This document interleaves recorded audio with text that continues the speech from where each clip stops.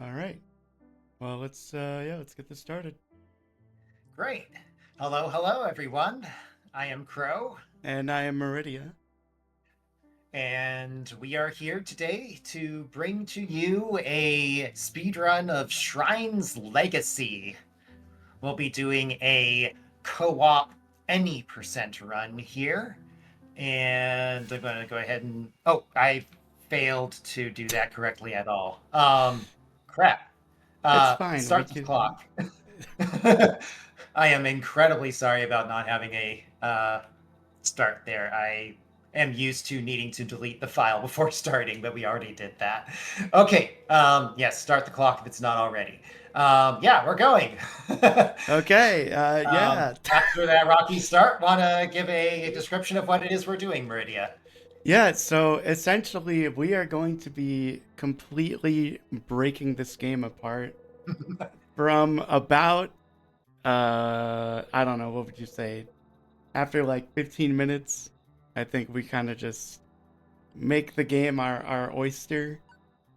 And yeah, this game is sweet.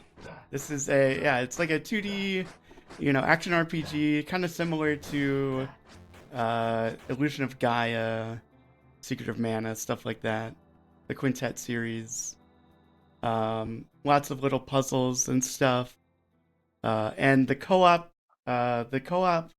stuff in this game is awesome. The co-op gameplay is just phenomenal, and there are some glitches that you can do that are exclusive to co-op.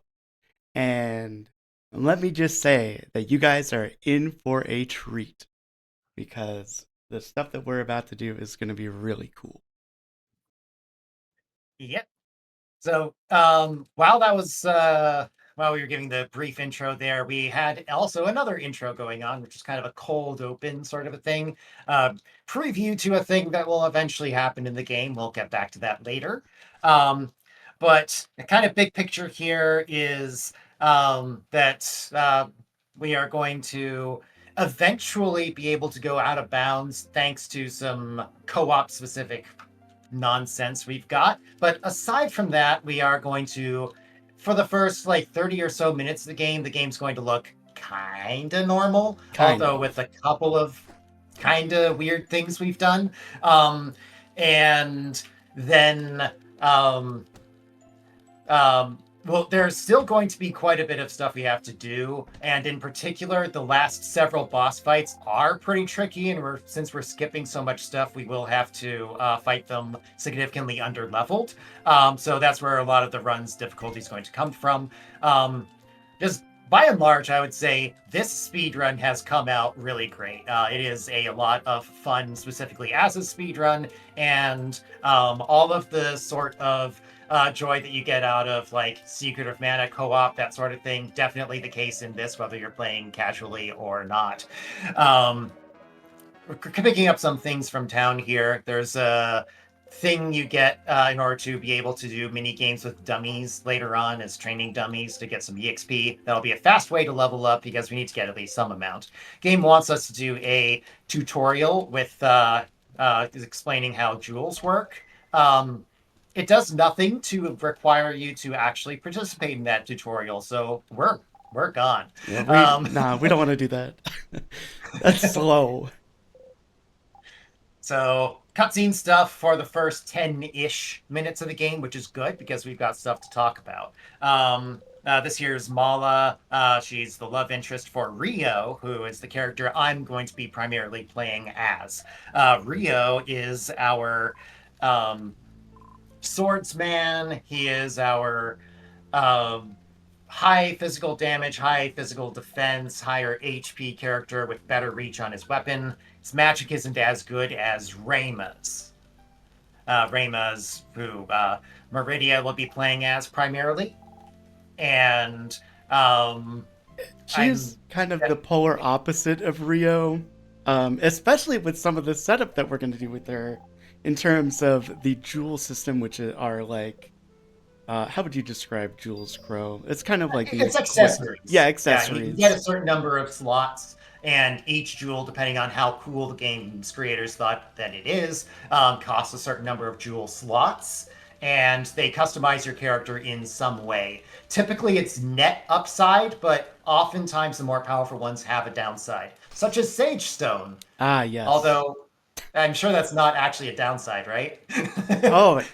Definitely not. Why would you ever think that, Crow?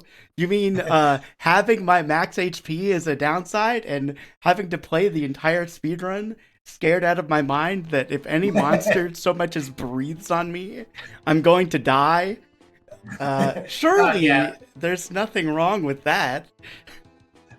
yeah, that is exactly how it goes. We've kind of mapped out how many levels we need to get and how much HP we need to put onto Rayma in order to see to it that she gets two shot instead of one shot by enemies. That's as much survivability as we can afford, time wise. Anyway, Rayma actually stole the sword. Apparently, she thinks she's the swords person, but she's not.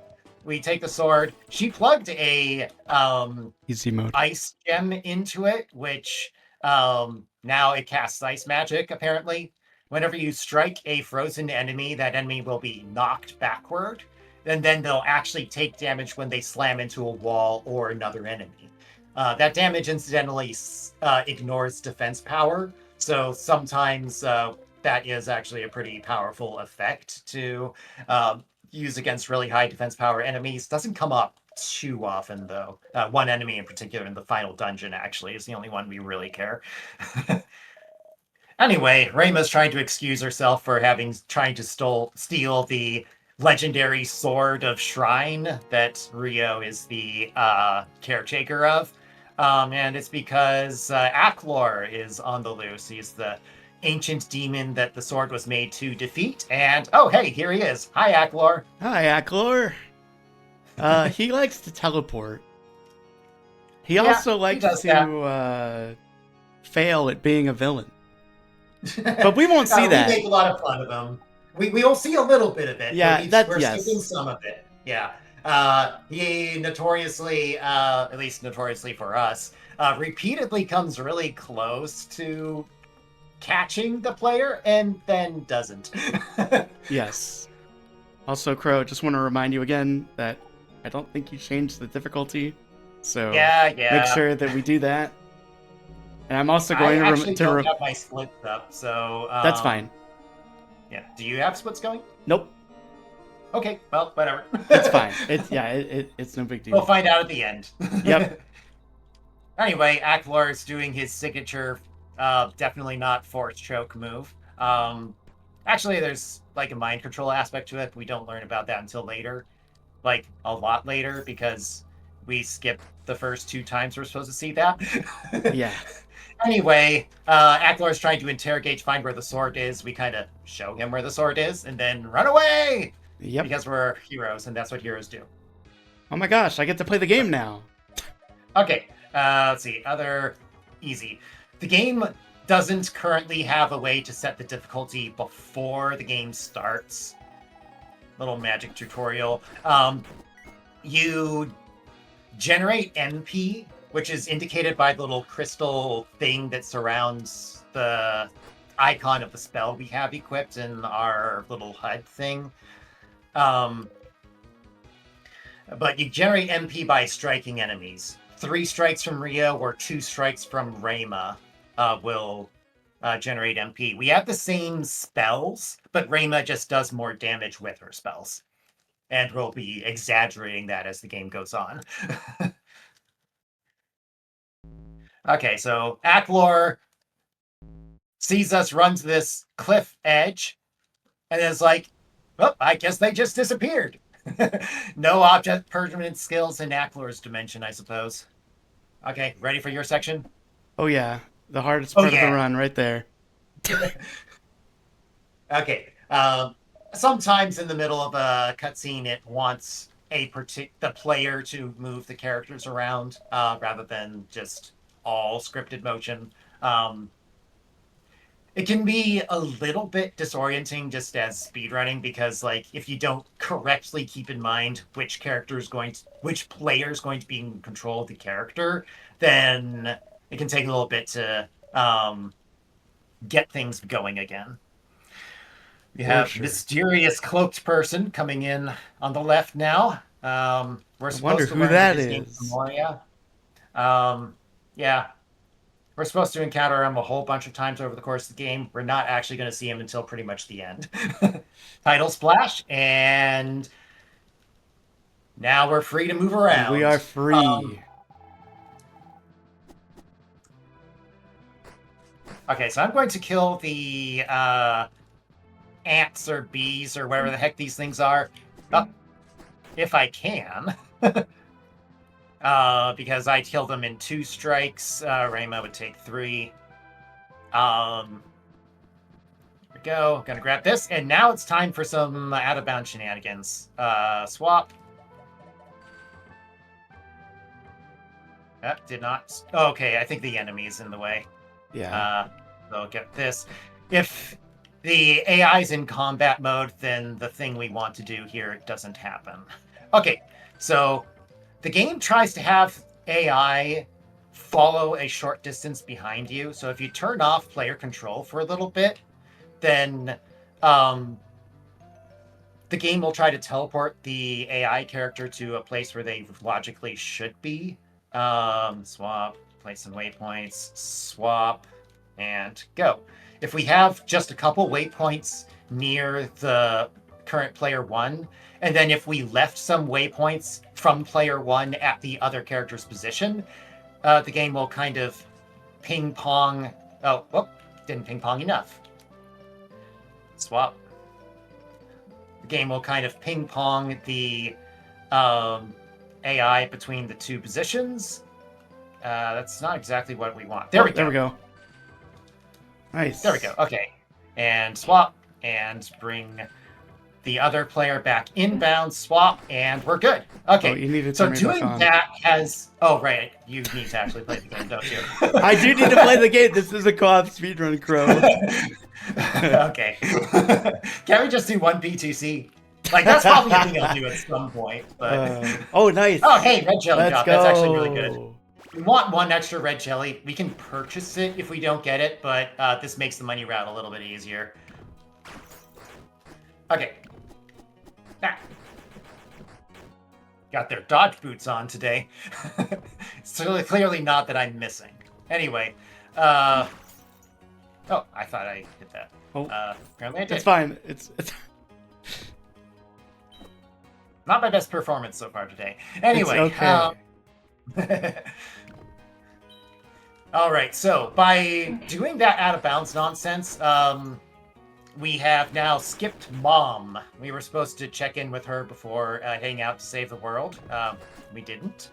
And this has caused the forest's state to not really get set up right at all. So net result is that some cutscenes that were supposed to play here, such as just the intro to, okay, this is the forest, that didn't play out, as well as the cutscene that's supposed to play here. There it is. Where Aklor again almost finds you and then gives up at the last second. That doesn't play either, so quite a bit of time saved just by avoiding that area. Another red jelly, so I guess we technically don't need to pick up even the one in Galadine anymore. Yeah. Okay, a few enemies we have to kill within this room in order to get it to progress. Oop. I got him. It's fine. Okay, so grab that key, go here. And mini-boss fight, just a few minions attacking us from 3 angles.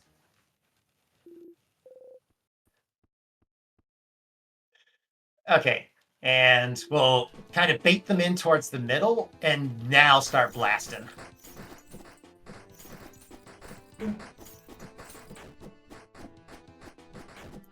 Okay. The one on the top is somewhat higher level than the other one. Well, nice. Okay. Yeah, we timed it carefully so that the left one died just after the one on the right. That way, the orb showed up next to the thing it was going to destroy. Okay. Oh, What well, is this whatever. RG? What is this RG? I mean, having more than 3 is just not helpful, so I'm not convinced this is actually even I good mean, RNG. it's A Zool just drop would technically have been better. yeah. Okay. Having 2 players lets you do that puzzle just a little bit faster. Whatever. Oh, I don't think I got him. It's fine. Okay, you've got 1 MP. We do want to kill the enemies around here. This game is one where having a higher level makes you gain less experience. That was Another one. I know. jelly I drop. saw it. I'm not taking it. Oh, you don't think you're gonna select the blue potion this time? I'm definitely not going to make a mistake like that. I wouldn't do Yeah, you would anything never like, do that. You would starting the game without doing a You would never countdown do first. that. It's definitely not a thing I would do. Okay. So you're supposed to like freeze a thing and then hit it into that, but there's just enough space you can reach it with the ice spell directly. I need so mana. about that. Oh, okay. These little wizard statues, if you strike them, will replenish the MP faster than hitting an enemy. We need to equip Sage Stone as well. Oh, yeah. I'll grab that. Okay. Ever since we stopped doing an extra grind on the red jellies, we keep forgetting that. Yeah. We used to save and quit and reload there just to get the jellies on the right side to respawn and kill another set. But we've decided that's no longer necessary. We figured out enough other stuff we can do to get stronger that we don't have to. Okay, so we want to corral this thing into the upper right corner and kind of keep it here. I expected it to jump the other way. Okay, good enough. So, Rayma's HP is now gone from its initial Nice. 15 to 7 because we've equipped Sage Stone. It increases her magic damage by a lot, though. So, We got the one lets us cycle. one cycle this boss. We got the one cycle on the boss. Let's go. Mm-hmm. Yeah, and if you 2-cycle it, after the first cycle, it like moves a lot faster and leaves fire behind as it moves. It's kind of a pain.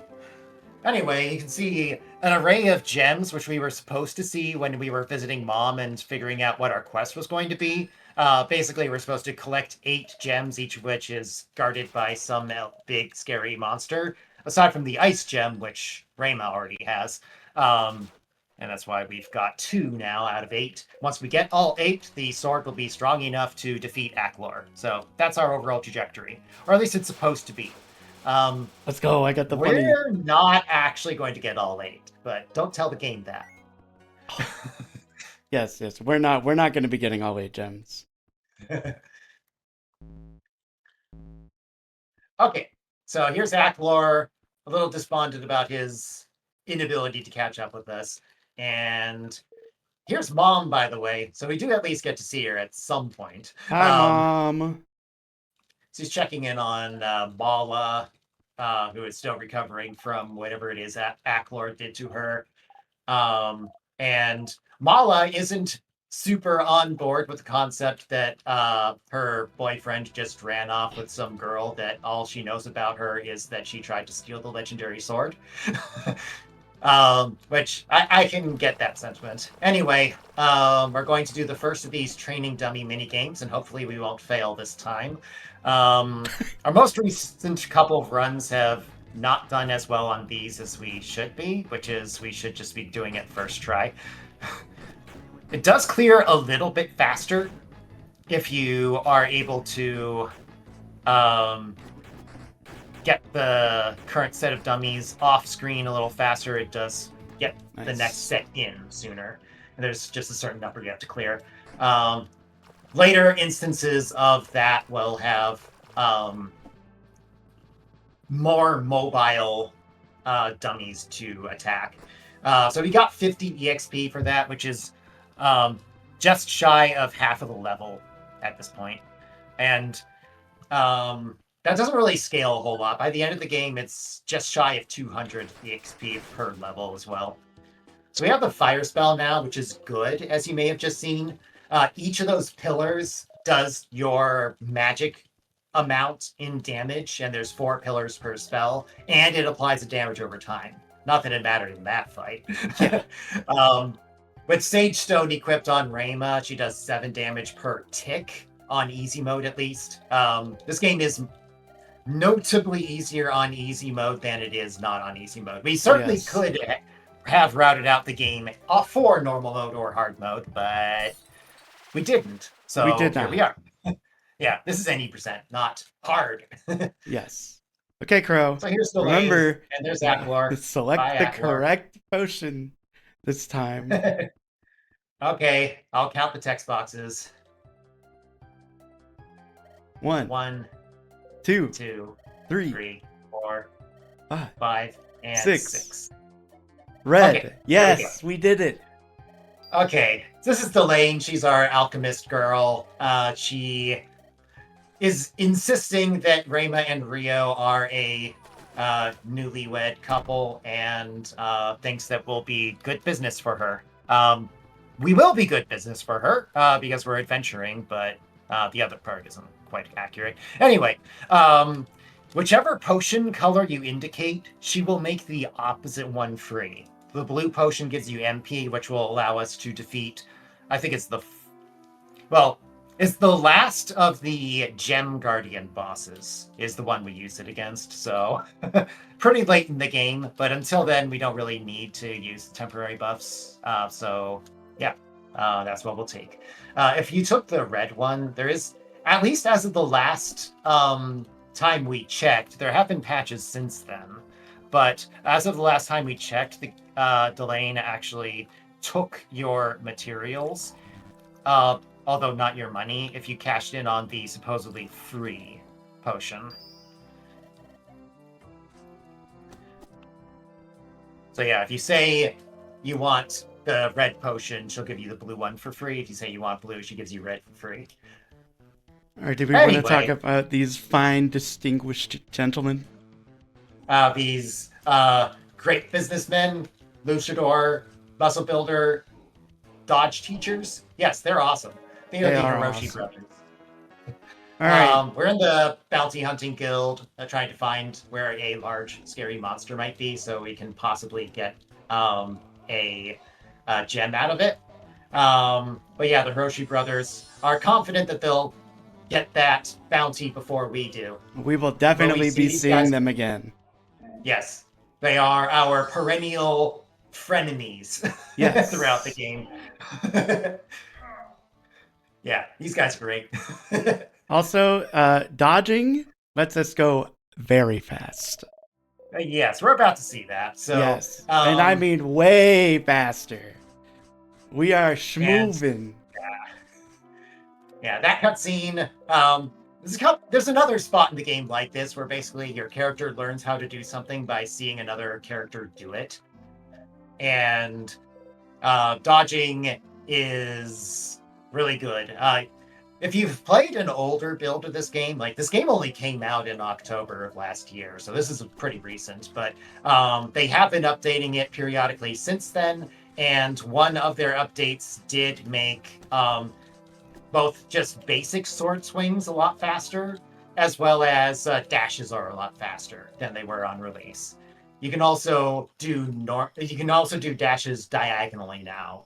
Dash attacks are still limited to cardinal directions or pretty close to it until we get the upgrade that requires 2 agile berries and a purchase from Delane, that's our alchemist girl.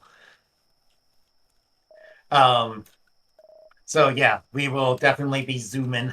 Not quite DBZ style, but perhaps Naruto style. Yes. All right, your turn. You got this? Okay. Yeah, oh, yeah. I'm done. Okay. Rio's got this keepsake thing from Mala that he looks at periodically to remind him what he's fighting for and that kind of thing. Prior to those combat updates, by the way, we had to do a technique we called dash canceled attacks, in order to attack with any sort of reasonable attack speed. And it was a little squirrely. You'd sometimes dash a little forward or backward while you're trying to just swing your sword a little faster. But thankfully, now the normal sword swipe is the same speed as you would have gotten if you were dash canceling.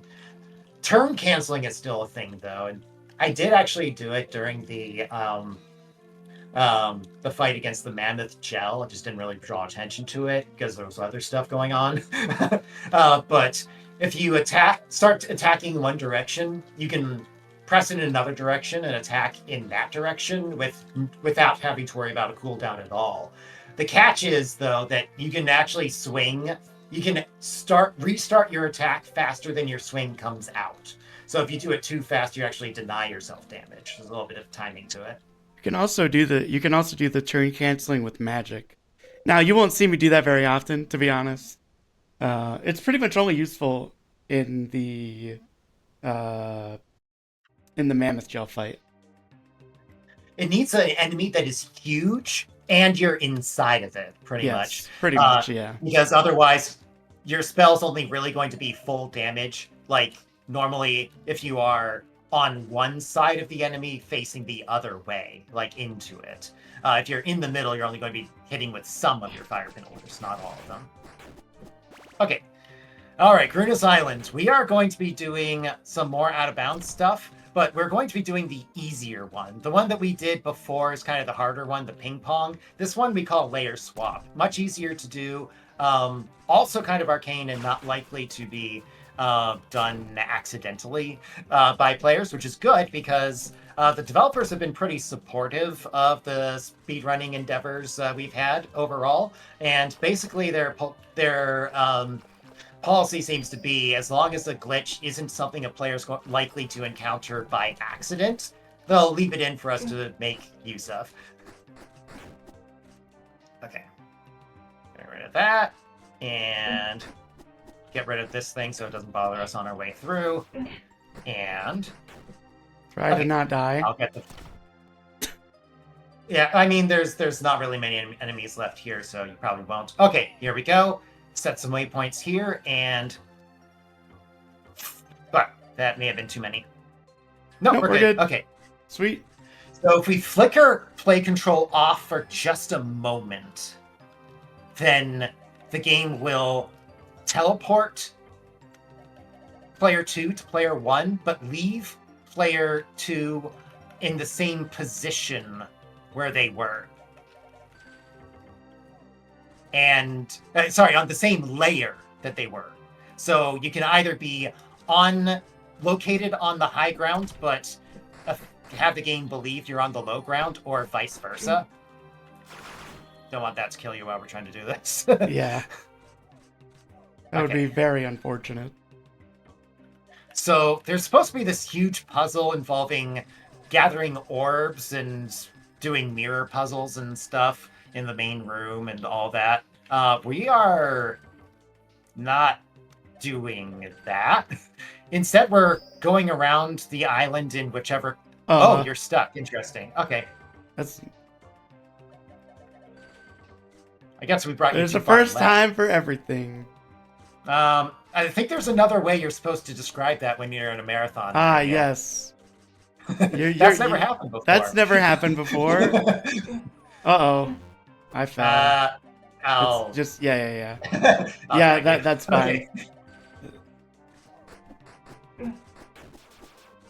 We're still co-op. You were playing at one point. Yes. Okay.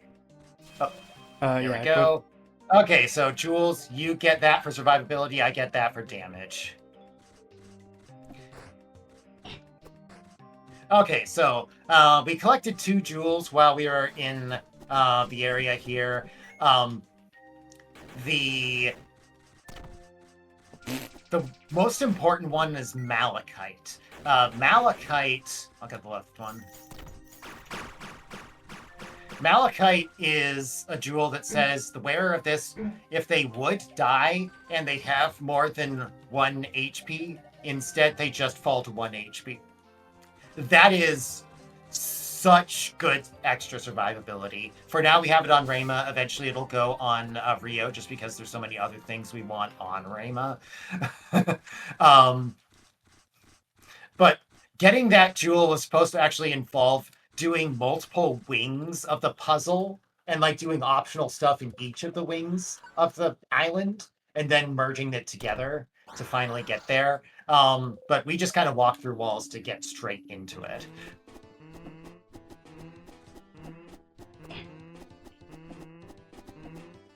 Okay.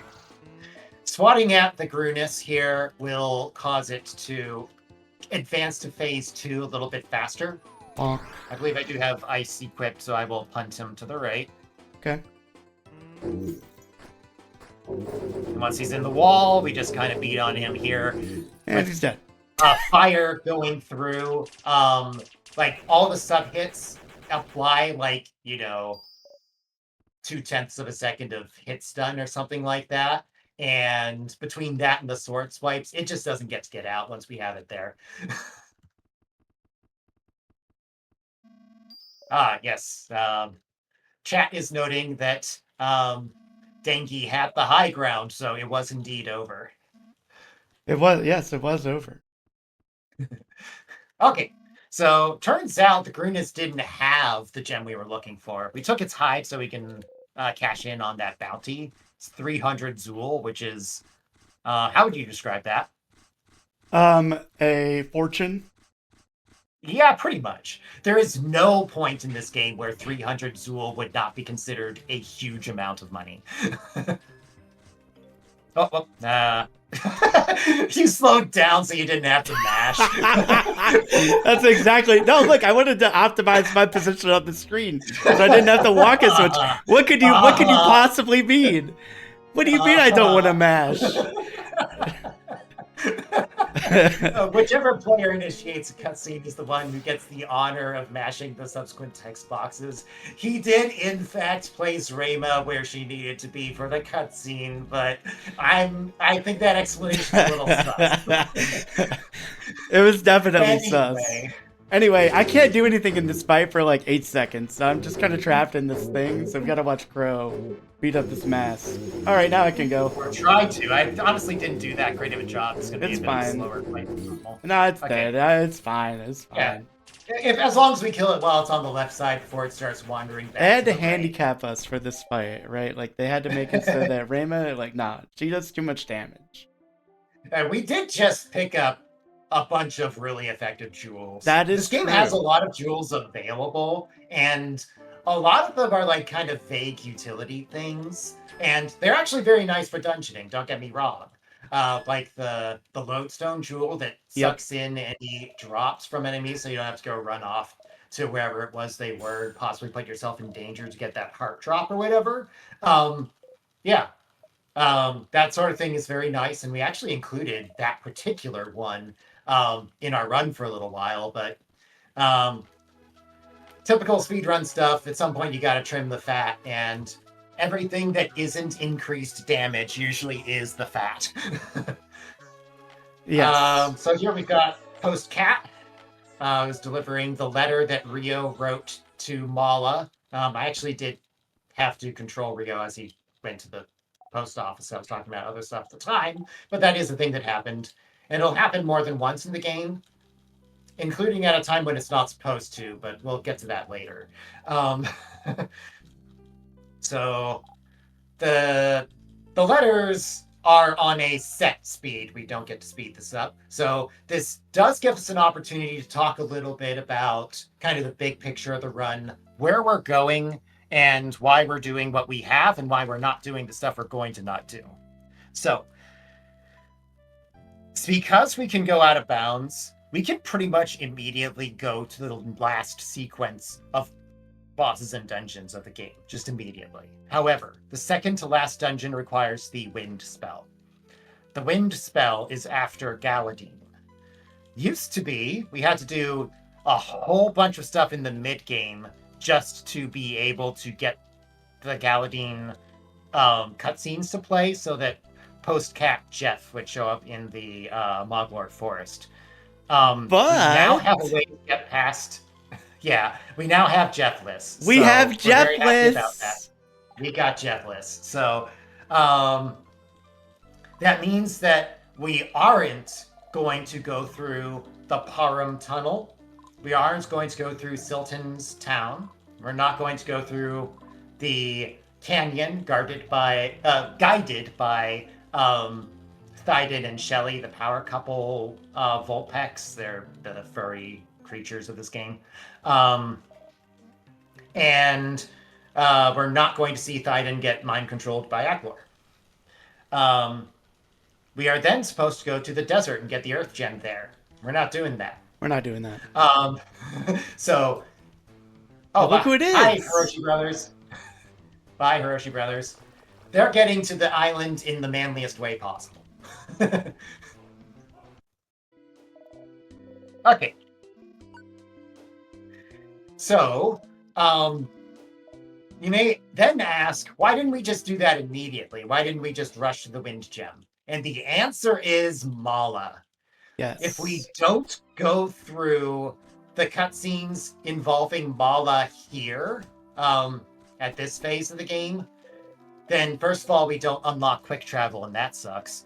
But more to the point, the game will crash because it's trying to decide what Mala's supposed to do after we get the Earth Gem. But wait, the astute viewer says, you didn't get the Earth Gem.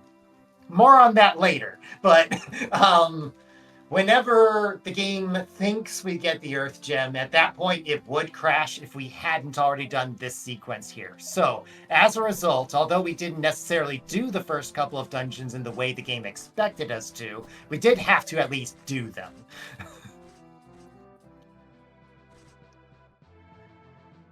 Okay. So this section here is the mandatory main protagonist in an RPG deciding to feel hopeless and get emo and all that stuff. Has to happen at some point, and this is the point where it does. Thankfully, we've got the power of slap. Okay, we're good.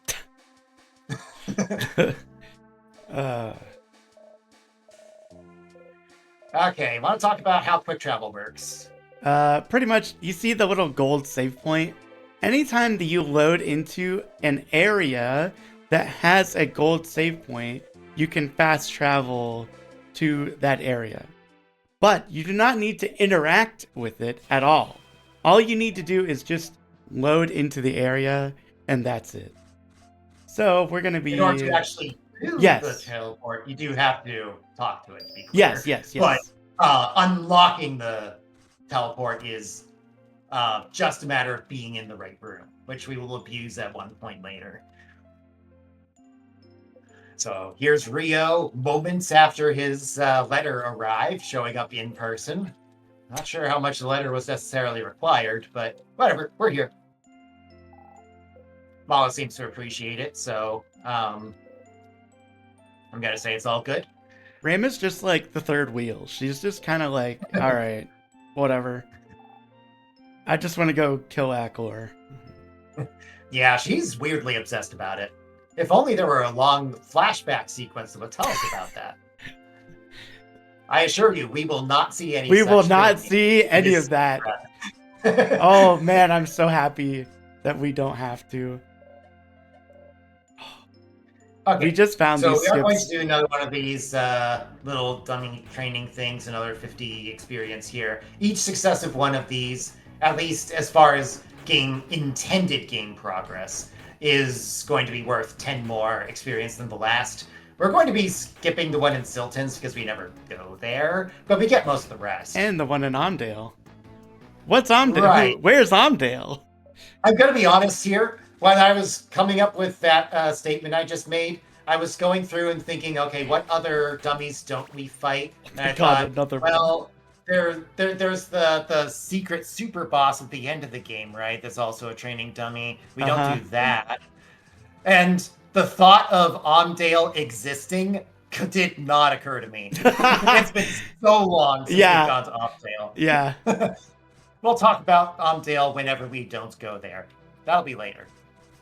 Anyway, one more bit of out of bounds here, except it's not exactly out of bounds. We're supposed to use the wind spell to get across that gap in order to get to this chest, but as it turns out, if we leave Rayma on the high ground to bring her to a position where I'm standing on the low ground underneath a different cliff, we can transfer her to a different cliff. So now we just grab that 100 Zool chest, which is quite a bit of money. It's not as crazy as 300 Zool, but it's pretty good. Okay. Okay, grab agile berries in the middle of that lake, scroll the screen, and then go right back. We have now unlocked a quick travel position we'll use later, and go jump in a lake. Okay. So now Rayma's in the lake, and Rayma is still in a lake, as far as the game is concerned. Swap. Okay, I am swapped, and bring the correct layer over here, swap again. So Rayma is currently not on the correct layer and therefore cannot talk to this dummy or scroll to a no room transition. So we do have to bring someone who's on the correct layer over in order to do that. Whatever. I Not love complaining. the lingering hitbox of the staff, man. It's so good. Yeah, the range of the staff's attack isn't very good, but the fact that the little spark sticks around for a while is handy more often than you'd think. Okay. Zoom.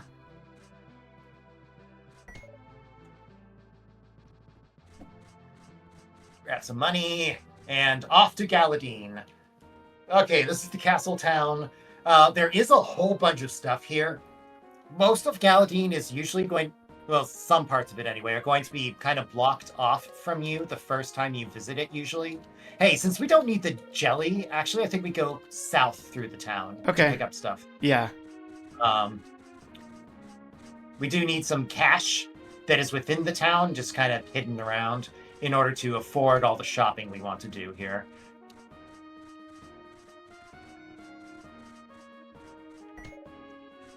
I'll get the one in the green. Oh, if I don't get stuck on the shopping thing. Okay, you got it. Yep, just barely. Okay, so I wait here, grab the chest. That's a new jewel slot, so now Rayma can have more total jewels equipped. Eventually we'll have 6 total jewel slots on her, which will let her have 3 useful things equipped at once. Because the ones that we want just happen to be 2 slots. Nope. Yeah, we need to get our upgrades first. Okay. All right, so time for some shopping. Okay, so we will get the Agile Berries upgrade. This allows our dash attacks to be more freely moving. This is a strength upgrade, requires a whole bunch of stuff that we gathered over time.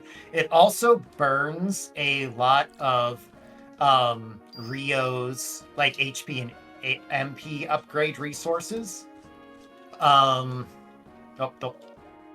And there we go. Ladabaster equipped. Oh, right. We should have stuff on you, shouldn't we? Yeah. Let's see. So, like that? Yeah, I think that's fine. Yep. Yeah. Okay. Oh, right. Yep. We're trying to go to the castle. Okay. So this is actually an optional thing we're doing here. This game normally blocks you off from getting here until you do the normal cutscenes involving Mala visiting this area, but she's not here yet, so this isn't blocked off yet. And this is actually normal gameplay as far as that goes. If you get a little lost and wind up going to Galadine before doing the stuff you were supposed to do, this is something you can do while you're here, so you're not bored. This is going to unlock charge attacks. Charge attacks are really good. For Rio, it's a humongous splash attack that will hit in angles that are normally very hard to get to. For Rayma, it fires 3 projectiles per attack, which is really, really good. And with the Ladabaster gem we just purchased, which improves the attack rate of the... There we go. Which improves the charging up rate of the charge attack. That will Yes. actually be a straight DPS upgrade for her anytime she needs to do physical damage instead of Yep. magic. Another thing that's really good about Reyma's charge attack is that it restores my MP like in just so fast. It is great for very quickly restoring lots of MP. Yeah, each of the 3 bolts counts as a separate strike, and it also counts as a charge attack. I think that's worth more MP per strike, although I don't know that for sure. Yeah, I'm not 100% on that either. Either way, it's good, is kind of the point. Okay, Yep. so at this point, there's all sorts of mid-game stuff we're supposed to do first before we can get through Moglore, because the post-cat Jeff is supposed to be lost in Moglore, and we're supposed to do his mini-game thing in order to get through it. And his mini-game is slow, and we really didn't appreciate having to slow down our speed run in order to do it. Yes, it was. Oh wait. Oh Oh, yeah. Okay, I'll do the yeah, I was I'll gonna do say the Jeff there's a Jewel save thing point in here. here. Yeah. You can only change jewels at save points, so sometimes we need to remember to do that. Anyway, Jeff's supposed to be at that little "Don't get lost" sign over there, but he's not. So I guess that means he didn't get lost. Anyway, so I'm thinking we Bloodstone. do this Yeah. like that. Yeah. Okay, so you do not have Malachite. Keep that in mind. Okay.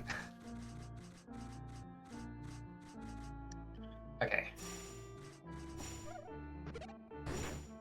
Charge attack, one-shots that thing.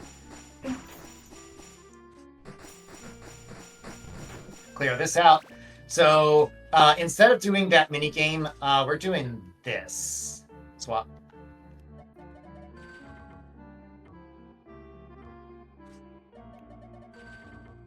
Okay, there's one.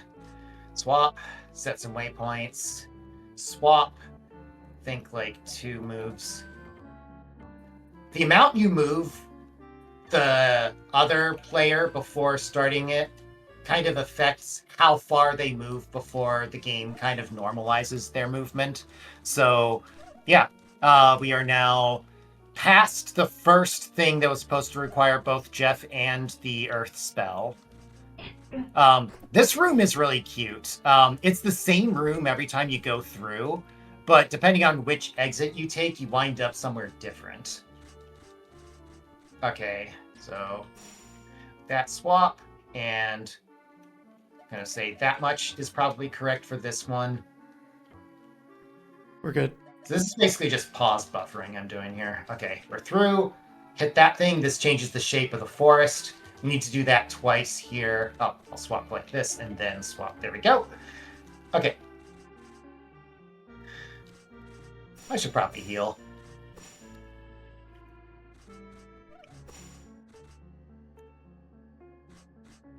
Okay, now off to the right side. Moglore Forest is intentionally a very confusing place. If you don't happen to do it in the exact right order, you're likely to wind up feeling pretty lost.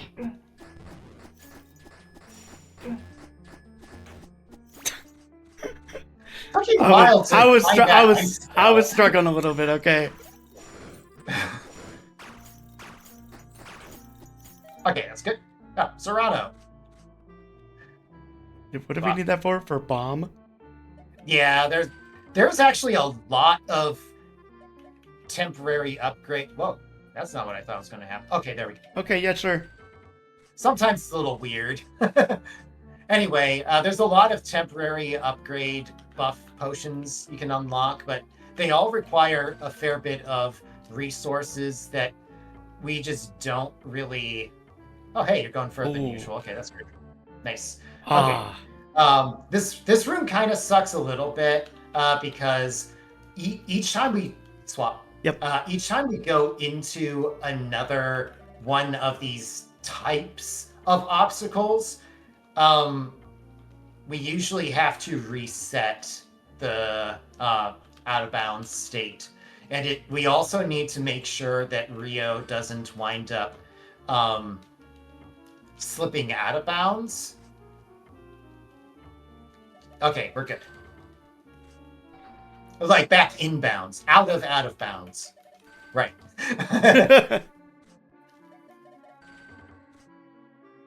Okay. So the normal way to get out of this section requires the Earth spell, which we don't have. Swap. So instead, we've got this nonsense. And that's good enough. And we're through.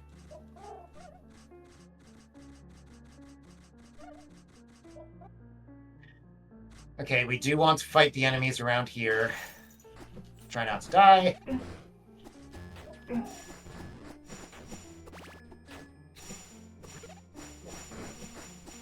Those owls were actually broken in the previous patch. They're fixed now.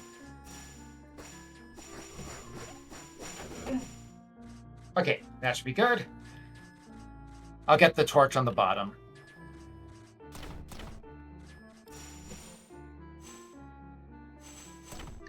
Okay, so this is actually an optional thing here. Oh, I need to have enough space. Yep. I'm going to heal. Okay. Okay, now we can go. Okay. So that is another jewel slot for Rayma. Now that's all the jewel slots we need for her. One more bit of ping pong, and there we go. Swap. There we go. Bring Rayma in. Swap again. Okay. I might. Oh, right. Actually, just talking that would be a faster way to heal, wouldn't it? Okay. Fire. And the ending to this is not a normal fight per se. Just need to light these torches before the ghosts put them out. But as long as you already know exactly what you're doing, you just instantly clear it rather than having to fight against the ghosts at all. Oh. Okay. Now wait here a little bit. Rayma's going to grab one of these red essences. 2 red essences is enough to give Rio a HP or MP upgrade, but we spent an odd number of those previously. So getting just one effectively gives us another. So we're now past Moglore. We never met Thyden, but the next fight is supposed to be against Thyden, who is mind-controlled by iCrowIi, not because he was a great fighter, but because he happened to be in the right place at the right time for his purposes. And he's kind of a pushover. Not that we'll know, because we're skipping that fight entirely. So yeah, we are just not going to be bothering Thyden at all. Just good, because he's a nice guy. Anyway, there we go. There's this. Swap. Don't need to do any layer preservation, because if you ever touch a swap. If we ever touch a set of stairs, the game will kind of immediately put you on both layers that the stair touches, and that will get you inbounds if you were out. Hi, ball of light. Bye, a ball of light. So a lot of stuff was supposed to have happened after we defeated Thyden. Rio just butterfingers the sword, and it gets destroyed. And then Rayma has a long flashback about how she wound up in this position, involving her sister and all that stuff. And Thyden dies. Spoilers. Oh, yeah, that too. Yeah. Rest in peace, Thyden. iCrowIi just kind of disintegrates him. Rip. Yeah, that's your reward for obeying iCrowIi. Pro tip, don't do that. So after that, a mysterious ball of light shows up, which we chase, and it turns out that it is the spirit of Kaylee Shrine, who I guess was the original legendary hero. And it turns out she's just got some spare legendary material for us to make another sword out of, so we're good. We never actually lost the first sword. It's still on our back here. But that doesn't stop us from upgrading it. Rio's face right there is hilarious. A lot of the art style, a lot of the animation direction, it reminds me a lot of Chrono Trigger. Yeah, very, very Chrono Trigger-esque. Aside from the face hugger on the back of this guy's head. Oh, yeah. Don't look at it too carefully or else you'll never unsee it.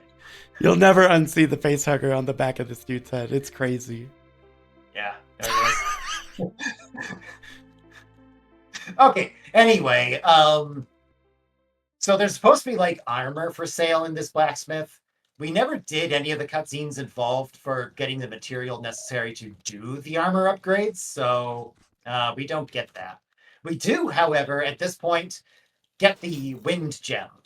However, because the game thought that it took away the sword from us a little bit ago, it also took away our ability to cast magic, which it did by taking away all of our gems. So it's now going to try to return all of our gems to us, including the earth gem we never got. Including the earth gem, yeah. So, Oh, yeah, man. we're now at 5 gems. See? Here it comes. 5 gems. We definitely acquired 5 gems legitimately. Okay. So now that we have the wind spell is actually a strict upgrade to earth. Oh, and now the right. game thinks we have earth. It also thinks we have wind. And the game is now very confused as to what meanwhile cutscene is supposed to do with Aklor. As a result, High Constable here does not respect Aklor's personal space very much.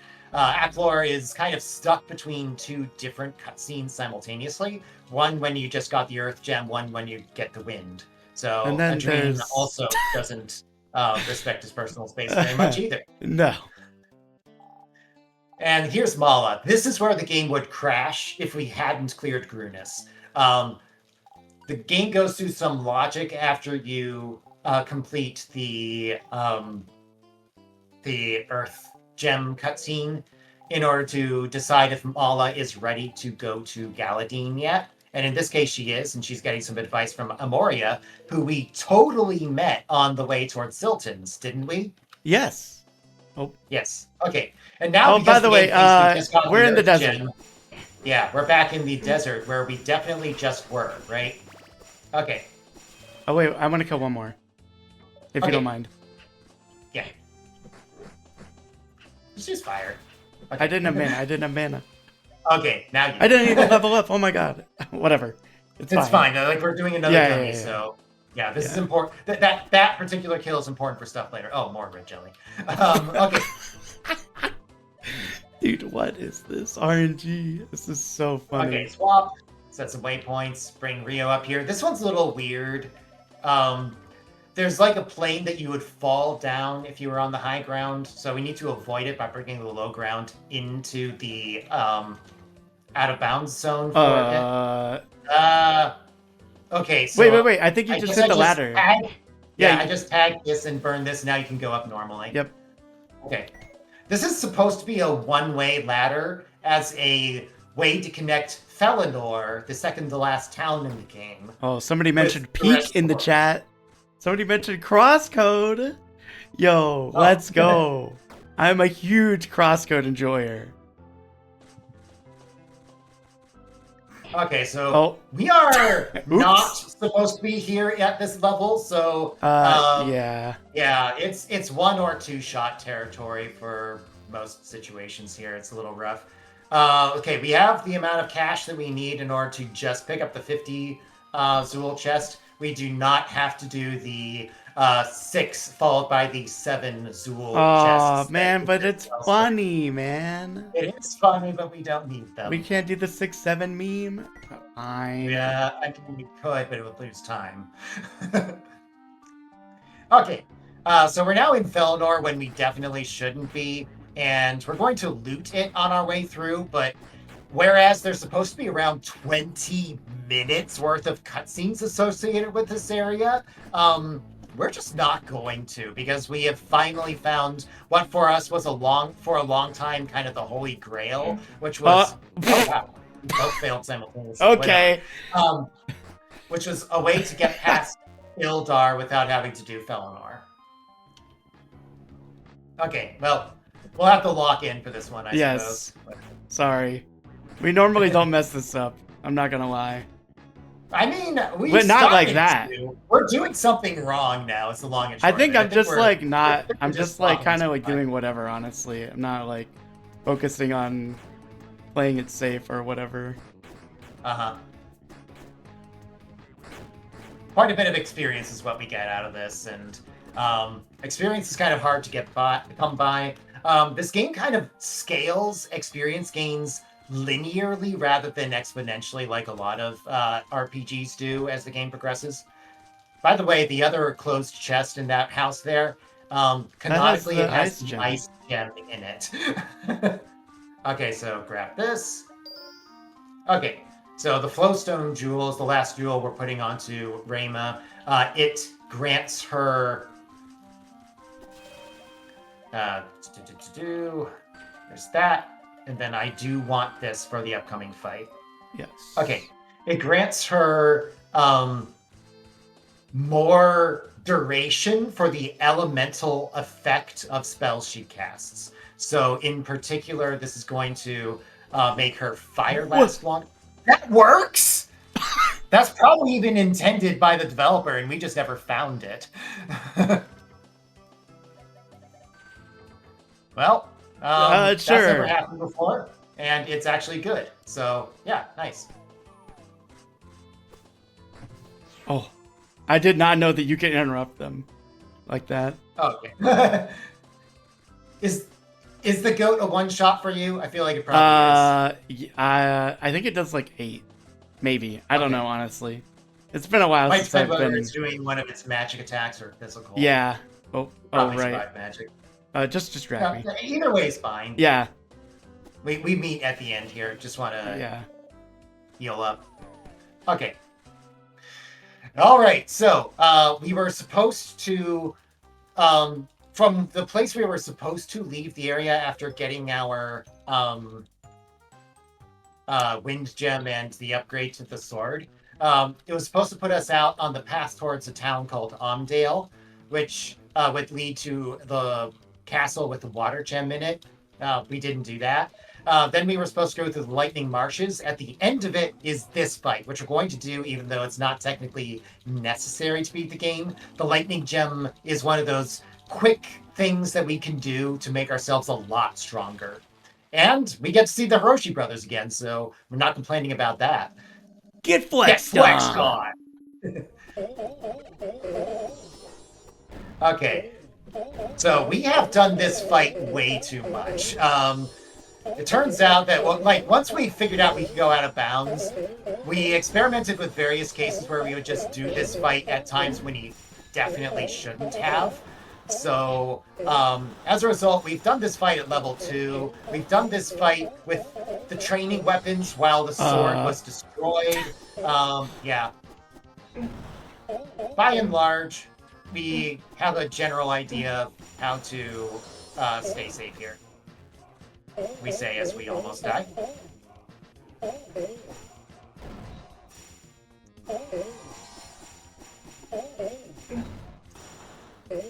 Anyone that was playing this game earlier on in its existence may notice that the revive mechanic is a little different than it used to be. You now simply need to stay near the target to be revived. You don't necessarily need to. Oh. We didn't get the phase skip. That's fine. The green one's usually the first one to go down because it has lower physical defense than the others. I feel ashamed that I don't, off the top of my head, remember which name corresponds to the green fellow. Okay. Yes. Through with Hiroshi. Okay, that was not the greatest, but it's fine. Key, apparently. Yes, key. Okay.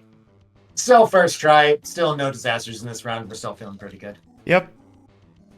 It's one of those, not necessarily important dialogue options there. This game has a lot of cases where it presents you with dialogue options, and if you pick the quote-unquote correct one, you get, an extra bonus of some kind, usually a crafting material. We don't generally care about that here because we're not spending time doing crafting. Aside from, eventually we'll make a couple attack potions just because damage. Also, we skipped a gem.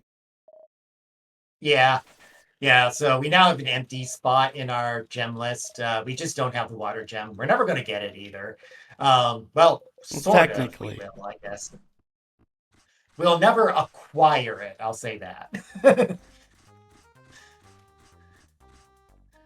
But we will have it for surreptitious reasons.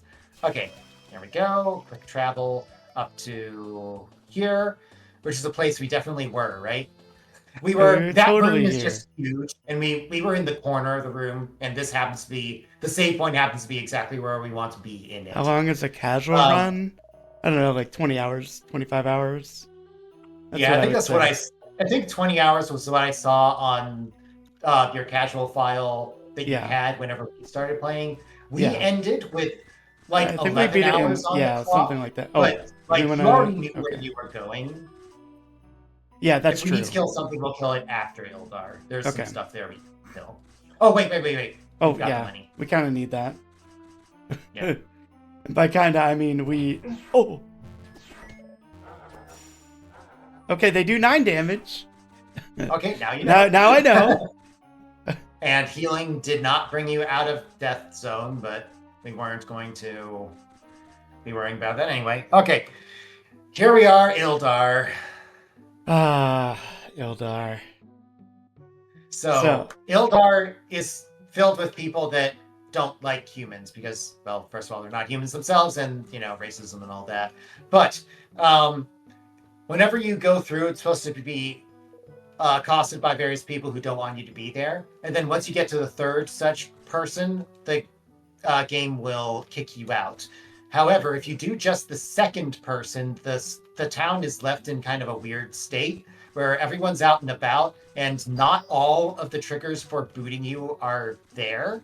And now we just made some people disappear. It's fine. Don't worry about it. We're going to grab the potion bottle and do the training dummy before we then skip past the town at large. And this time we're definitely not going to fail this, right? Definitely not. Okay. Good. By the way, of all the dummy fights we do, this is supposedly the hardest. It spawns enemies the fastest, but proportionally, it doesn't have as many. Well, sometimes that happens, I guess. Proportionally, it doesn't have as many of like the. No, I dash attacked. What? All right, whatever. It's fine. Whatever. All right. Well, it's. This happened in our PvE, so you know. We're fine. So yeah, the ones that jump are the hardest ones. The other ones become a problem if they accumulate, which will happen if you don't have 2 characters alive at once to handle it. Or if you're, not playing co-op.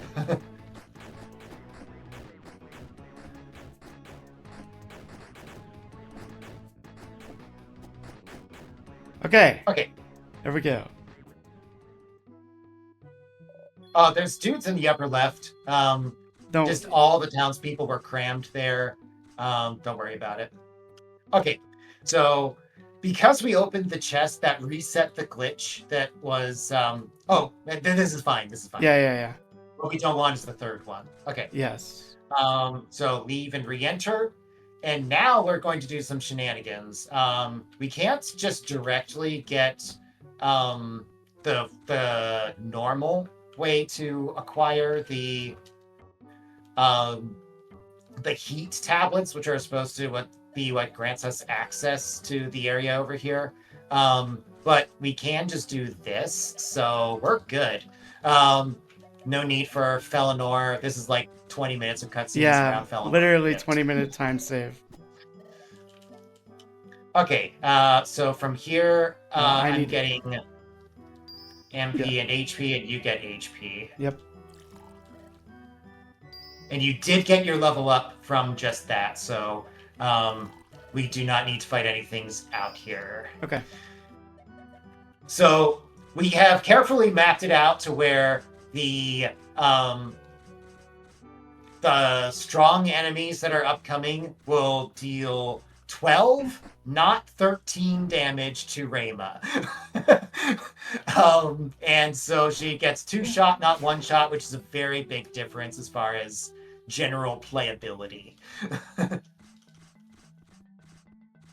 And so I figured out just walking at the start of this room, Crow, is faster. If you dash, it just puts you... Yeah, the ice. Yeah. That makes sense. Okay, let's see. So I need to turn this off because we're actually at a fight right here where magic is a big deal. This guy just doesn't take much damage from physical attacks. So presumably at one time this was the Ice Guardian, I guess. But somehow Reyma's family wound up with it instead. Anyway, boink. There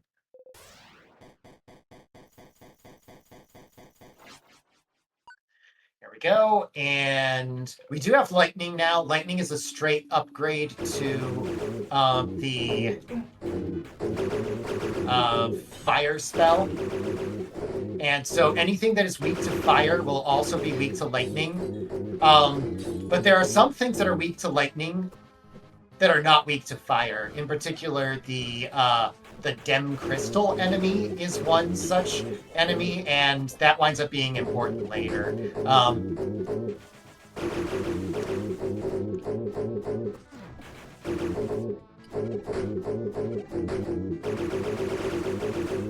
Oh, right. We were supposed to add an attack potion to this fight. No. That's only because we got the extra ginseng.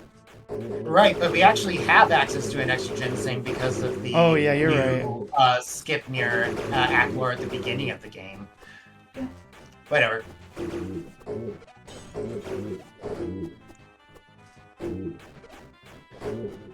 Okay. And...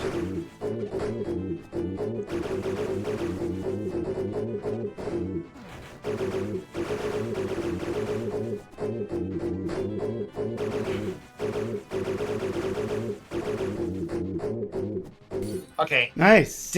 Died to damage over time, even when it was out of range with us, so that's good. I think that would be a goal if I was actually tracking, like, splits. Yeah, the fight went pretty well. Yeah, that was great. Yeah, very classic video game boss design. Kill the hands to make the head exposed. But the game at this point thinks that we are stuck as far as forward progress goes because there's this a big meteor boulder thing in front of the cave we're supposed to go to next. And there's a whole bunch of backtracking and other plot stuff we're supposed to do first. But guess how much we care about that. We don't. Okay. Oh, right. Sage Stone off. That's right. Yeah. We're about to have a solo Reyma section, so yeah. Okay. Hello, so she needs to get Reyma onto the wrong layer.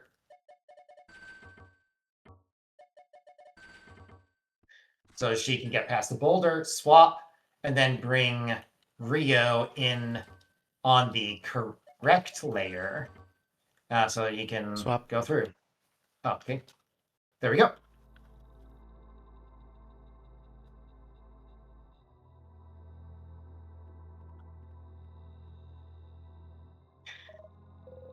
Okay, we'll go ahead and drop a save just in case. Yes, just in case. It's been a while since we've dived here, but you never know.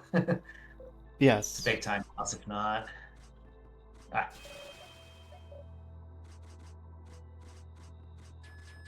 Did I accidentally put the Sage Stone on Rio somehow? Yeah, you did. Okay, well, we'll have to undo that before we do the dungeon at large. Yep. We.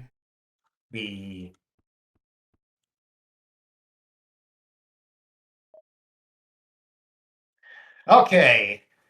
This dungeon is a substantial step upward in difficulty compared to everything we've done up to this point. For a lot of reasons. For one thing, at this point, we've skipped a lot of dungeons. We sort of did Moglore. Yeah, and sort of. aside from that, we did Grunis Island, the second dungeon. This is the second to last. So yeah, we're behind. And the first section of it is Reyma solo, which is a little bit scary. It's the only part of the game that is like this.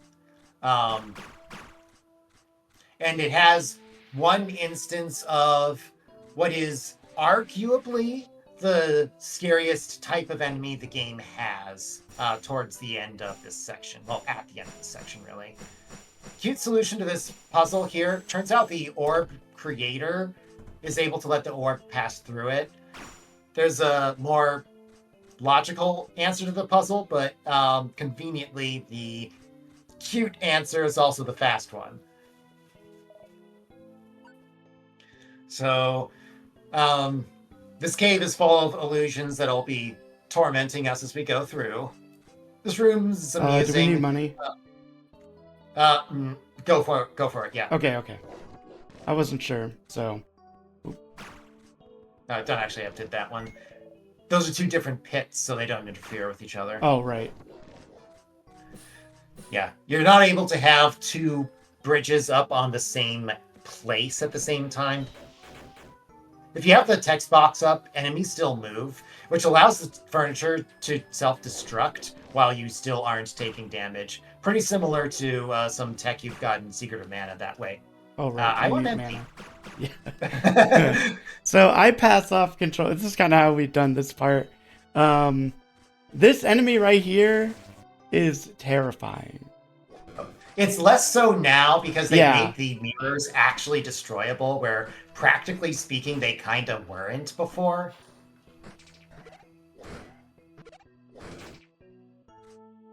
We have many a run has died to that singular enemy. We have since changed our strategy for approaching it to the point where we haven't died to it for a while. Yeah. But yeah, if you just plow forward, it will wreck you. Okay, so stay on the low ground. I'm not going to pull you up until I'm like right next to where we need to go. Okay. Okay, rest of this dungeon continues to have rather scary enemies, and it is rather circuitous, as a lot of loops, a lot of areas that are blocked off by keys that are at the ends of loops. But being able to go out of bounds certainly simplifies matters for us. There's also a lot of like optional stuff here. Well, you can, I was gonna say you can take out Bloodstone, or take out Sagestone rather. Yeah, I'm actually gonna take that and give you this. That's fine. I'm not gonna give you the Sage Stone yet, though. Okay. We'll put that on later. Okay, out of bounds. Let that thing destroy itself. And that piece of furniture disappearing is what unlocks getting into this loop from the backside, which conveniently allows us to grab that key. Swap.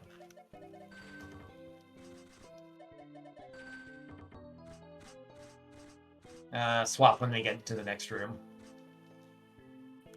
Okay. Oh, sorry. I accidentally backdashed. If you put in a dash without a direction, you do dash backward. Which is nice for combat, but less helpful for room transitions. The wind spell, if it actually is allowed to pop a particular enemy up, it is really quite overpowered in terms of how much stun locking it does on the enemy. I kind of wish it were a little bit less than it is, honestly. I'm not complaining as far as the speedrun goes, though. Oh, hi, Mala. Hi, Mala. Whee. Okay, so this is, again, the cave torturing us with illusions.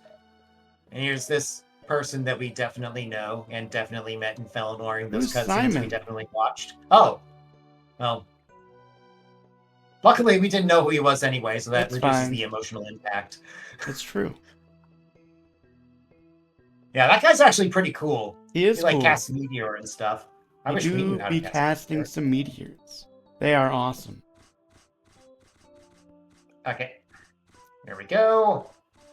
We are going to do, after a little bit here, it's going to be one optional thing that we do bother with, because doing so will allow us to get a really powerful jewel for Rio. Oh, well, putting on to Rio, but it's powerful whoever you put it on. Okay, out of bounds there, swap, and whatever, it's fine. Yeah, she's on the wrong layer, so she can't be hit by the... The damage boost. Damage boost! Yeah, let's go. That was awesome. We got Super Metroid tech now. Great.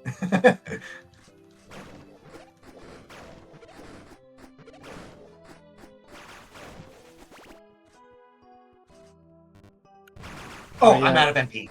Oh. I'm still out of MP. That thing's been triggered.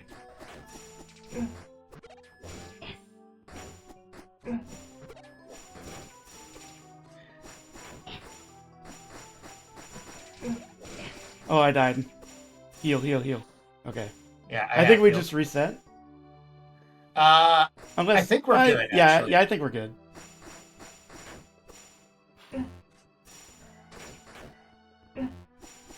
You're at 1?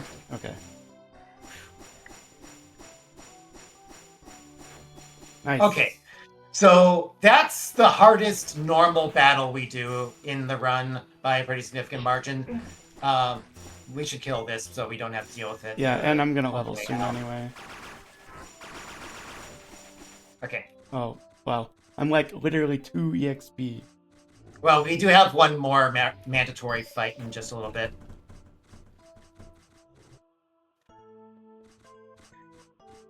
Okay. So that was the Rhinestone Eye Jewel we just picked up. It takes away defense power, but grants attack power to whoever equips it, both physical and magical, for both the buff and debuff. For speedrun purposes, it is exactly what you want. For casual purposes, it's still good, but maybe not as ridiculous.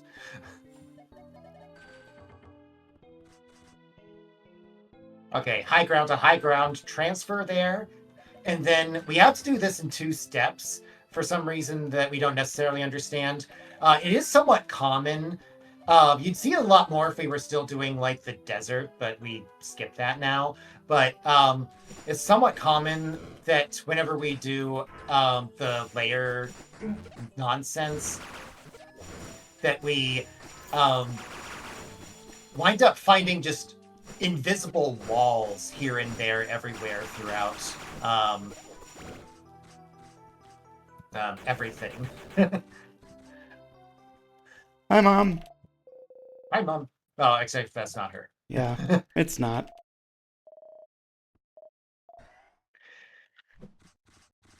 Okay, grab this. Although, actually, we don't need it because we didn't spend the extra. Oh, well, whatever. It's fine. Okay, so this goes here. This goes here. This goes on you. So we can actually deal with the upcoming fight. Okay. Okay, so second scariest fight in the game. This is... Oh, sorry. Ooh, that's not how that was supposed to go. Okay. And this wasn't it. It's the next one. Yeah, it's the next one, not this. This is whatever. This Okay, boss, here's Dem Crystal. The wall. This boss is very, very annoying. We will hopefully not see how annoying it is, because as long as we keep it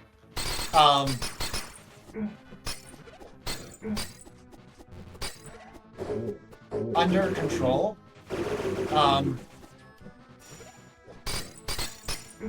we should be able to kind of negate what is supposed to be the dangerous phase, just advance to the vulnerable phase really fast. I'm out of MP. I'm not going to be able to contribute much here. Blast him. It's fine. I got it. Okay. Nice. Okay. Good Okay. Yeah, I'm happy with that. Okay. No major. Yeah. If you let the dangerous phase stick around, it has 2 types of ads it can create, either furniture or the mirrors. And the general statement is that dealing with those ads takes longer for you to do than for the boss to create more. So that creates a problem pretty fast. Now we definitely have all 8 gems. Yay? We definitely have all 8 gems. Yeah, totally. Yep. No one tell the game otherwise. What's a water gem? I don't know. Certainly isn't whatever's supposed to be in that 6th slot that is dark. Okay. So 1, 2, 3, 4, 5, 6, 8. Yep, Well, that's actually, how you it's count. 5, 7, 8. But yes, that's exactly right.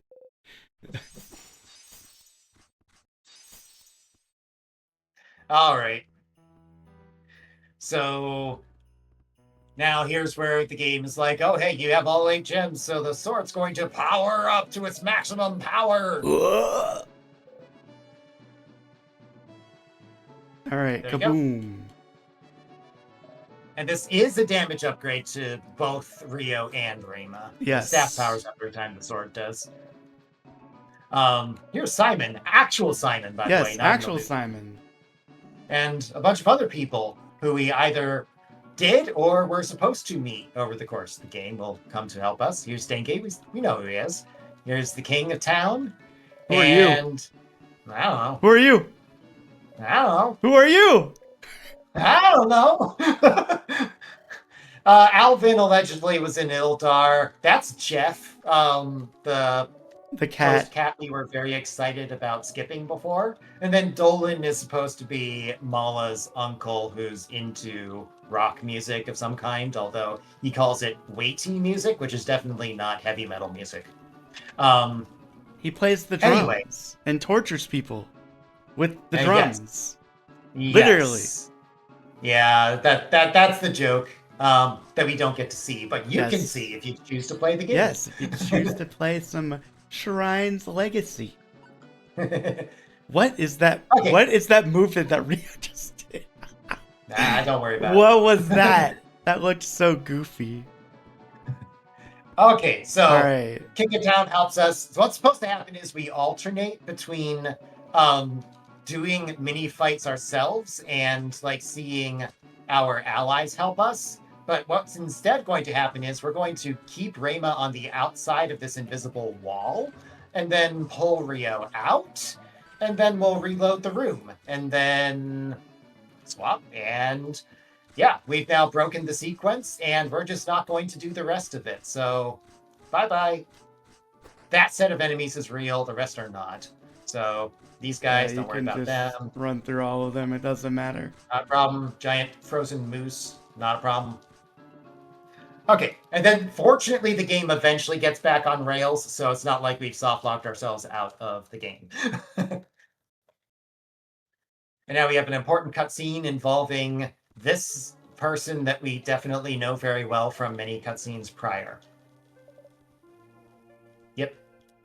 Anyway, it's Adrene.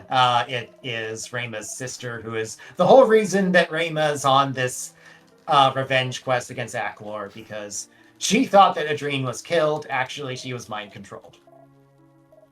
And that's where we are.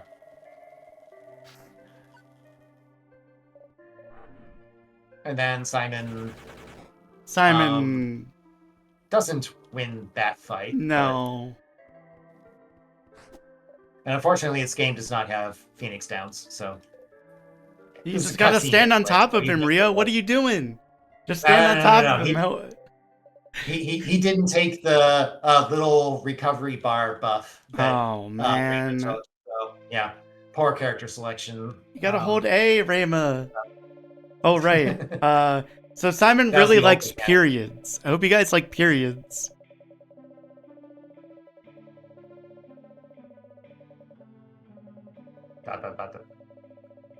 Yeah. So not all text boxes can be advanced at full speed. This is one of them. I'm sorry.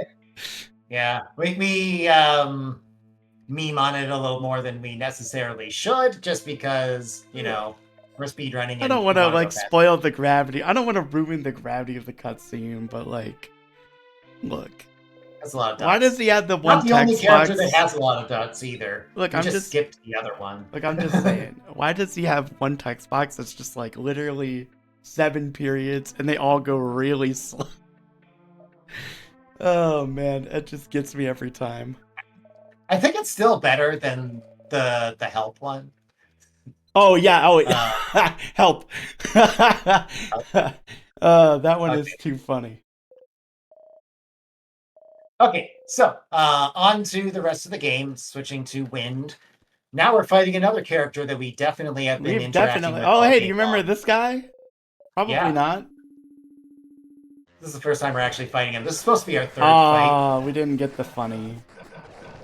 It's okay. Yeah. Oh, oh If no. you hit Okay, I'm him not with touch attacking. wind right as he's casting a spell, he will actually wind up.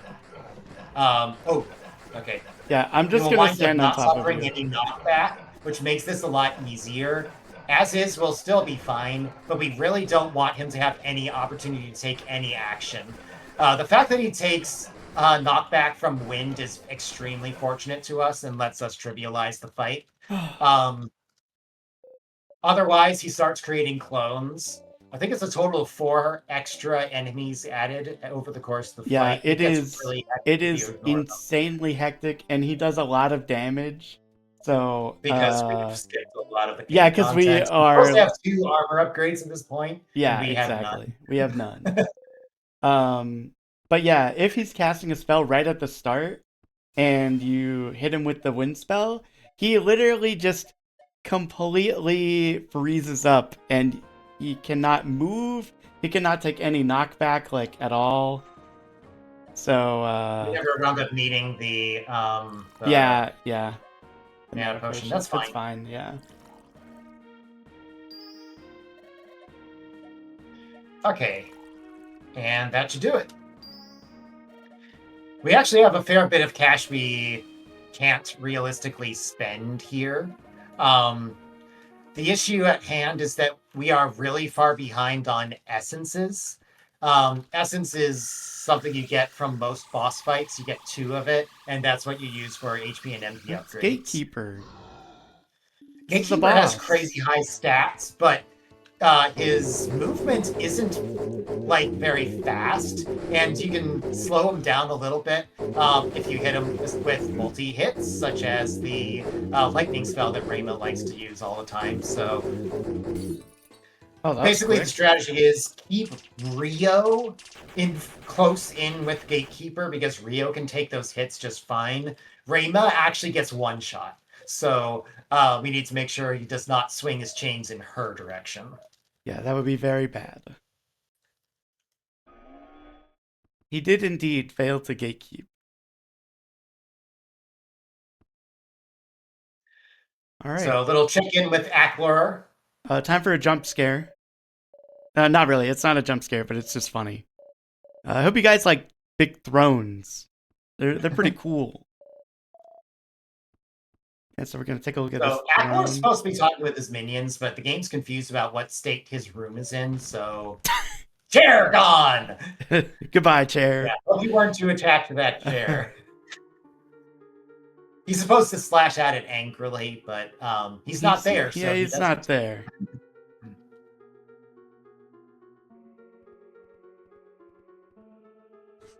Okay, so this is Ackler's castle. It's a little bit scary. We are drastically underleveled compared to the enemies, and one of very few like buffs to enemies rather than buffs to the player that the patches have done was in fact a increase to the raw stats of the enemies around here. You guys didn't see anything. Nothing happened. You don't have MP either, so you're just gonna be on the floor of this room. It's fine. Just don't die here. Oh, okay. I had I'm not sure how you didn't die, actually. Save. Oh, it's safe. Okay. Yeah. It probably won't be a problem, but, like, this isn't a place where we want to run into that. I'm surprised you took that hit. Whatever.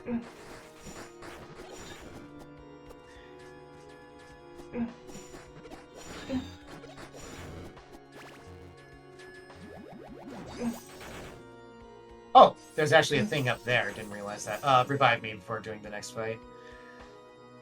If you get your allies sufficiently far away from enemies, then they revive faster.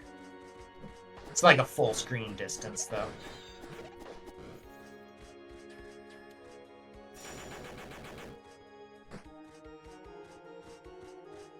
A little slow on the draw and getting out of the room, sorry. Okay. We will check in with the save point, mainly just to be safe. replenish HP.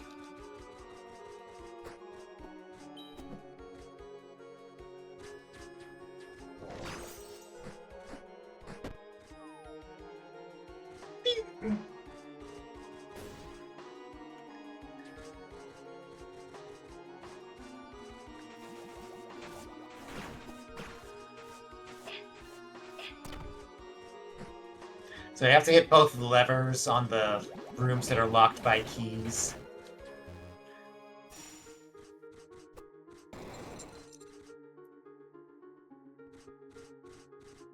And then that unlocks the path to the next boss, which is one of the harder ones. So we want to be in good shape for that. Okay. Now, first, just a number of normal enemies to fight in here. Lightning against this one.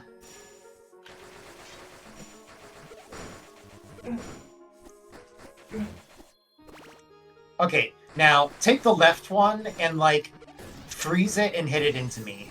Hit it into mine. Ah, crap, I messed that one up. Well, sort of worked. Like, they take a lot of damage to the freeze hit on a wall. There we go.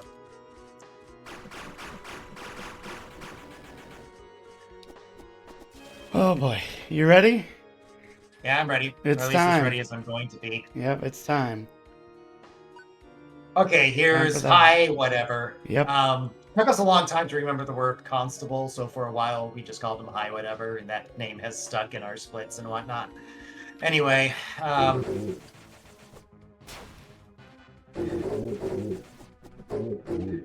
this boss is one of the bosses that kind of taught us he's gonna exactly how much stuff we needed to have in order to survive the end game, because first time we tried this, we basically didn't. So we were just grinding this fight for forever. So hopefully that means that we've got all those losses out of our system, but...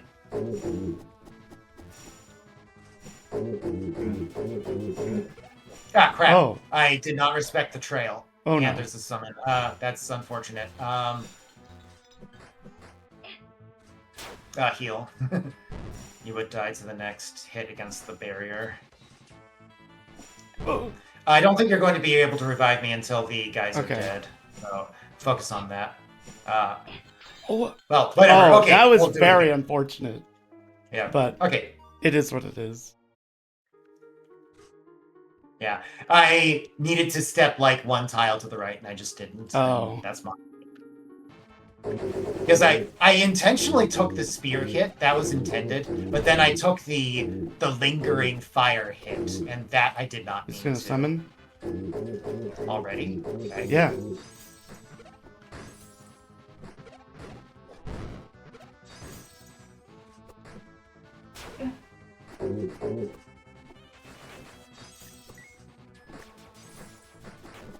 Okay. That set of ads is down. He's gonna summon now.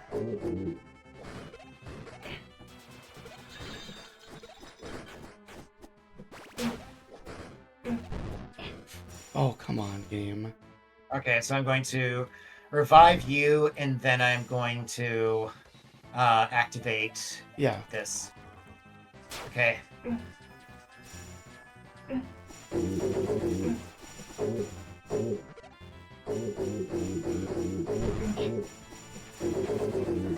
Okay. Okay, got him before the third set of enemies spawned. Okay, we're good. All right, so yeah, that fight's a little challenging, but we're through it. Yeah, the fact that he summons normal enemies is pretty scary because, as with a lot of RPGs, the normal enemies behave more randomly than bosses do, so yeah. Overall, additional chaos is consistently what scares a speedrunner. Oh, we were a little late in getting there. Okay.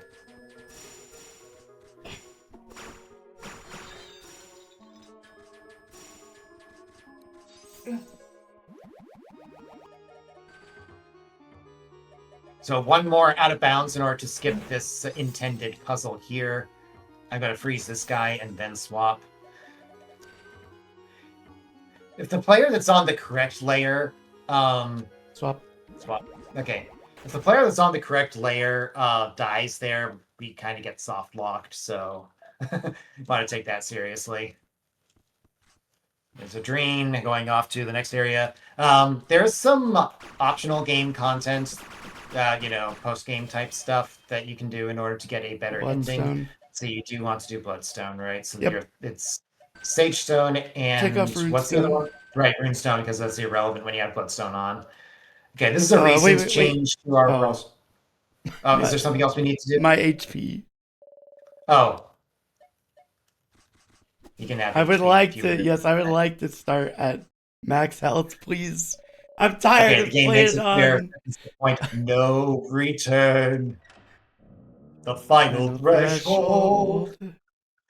What long unspoken secrets will we learn? Ah, beautiful. Beyond the point of no return. Alright, this is a dream. She drops these oh, nice. You started with the things, poison. and unfortunately that's the worst one. Okay, it's gone already, so we're good. Okay. So, ironically, the gigantic attacks aren't that bad because we know what directions they're going to attack and when. It's the poison clouds that spawn randomly are the ones that give us the most that was grief. so fast. that has to be the fastest we've ever killed her. Possibly, yeah. And yes, we are in fact going to be killing her because we did not do the optional content necessary to get the thing to save her. So bonk. Oops. So yeah, we did not do side quests because we also did not do main quests. Yeah. Yeah, we're not doing a whole lot of the game, but we are getting through the game quickly.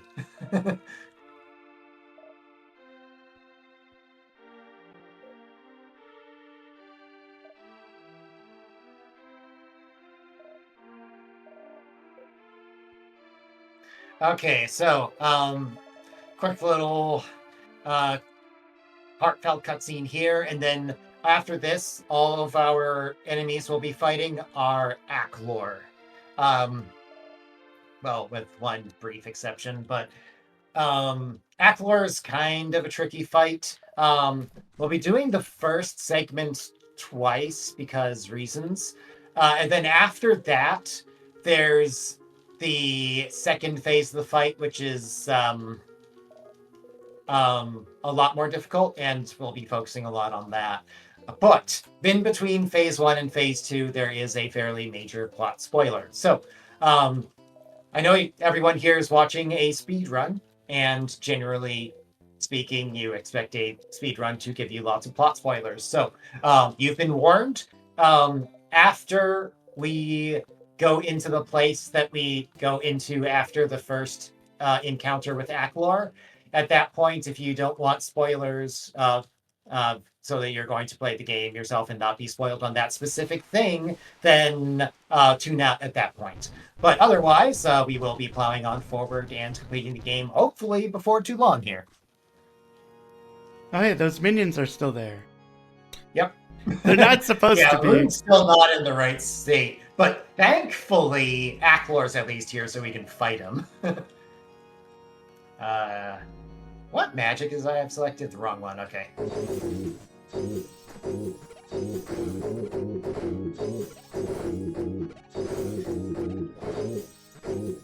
Okay. Ooh, the trick to that phase is getting the right timing for the crystal freeze on him. The last gem we got was an upgrade to the ice spell. Oh, by the way, bye-bye, Rima. Bye bye, Raima. Um,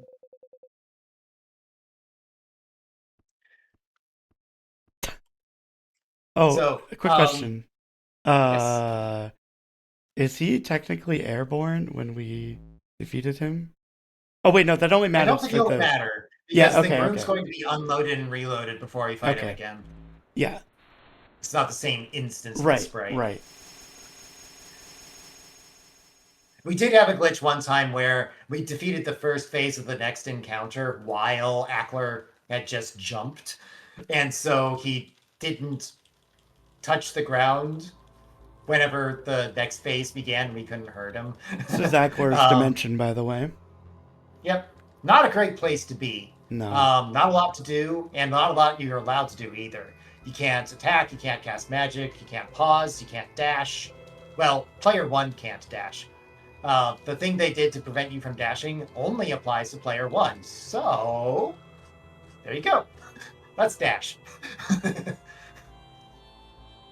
This does lead to kind of a weird situation where they only really considered one player being in control here. So, like, some of the text boxes are in player one's control no matter what, and some of them instead are under the control of player two. So, takes a little bit of coordination as far as that goes. Okay, so it's you. Okay, so we got a portal that'll take us back out of Acklar's dimension, but not necessarily to the best time and place. Ah. Apparently, Rio was wandering around in Nowheresville for about a year. Yeah. And in that time, That definitely wasn't painful for him at all. it probably hurt a lot. It just dumps him out, just plonk right on the ground. A little bit of Chrono Trigger there, really. Yeah. Um, Okay, so while Crow is doing this, essentially what has happened is that Rio has been in Acklar's dimension for 2 years, and this is the future of those two. This is essentially what has happened in those 2 years. Acklar has taken over, taken over the world, and so Rio is just kind of he has to get this key to enter the cemetery.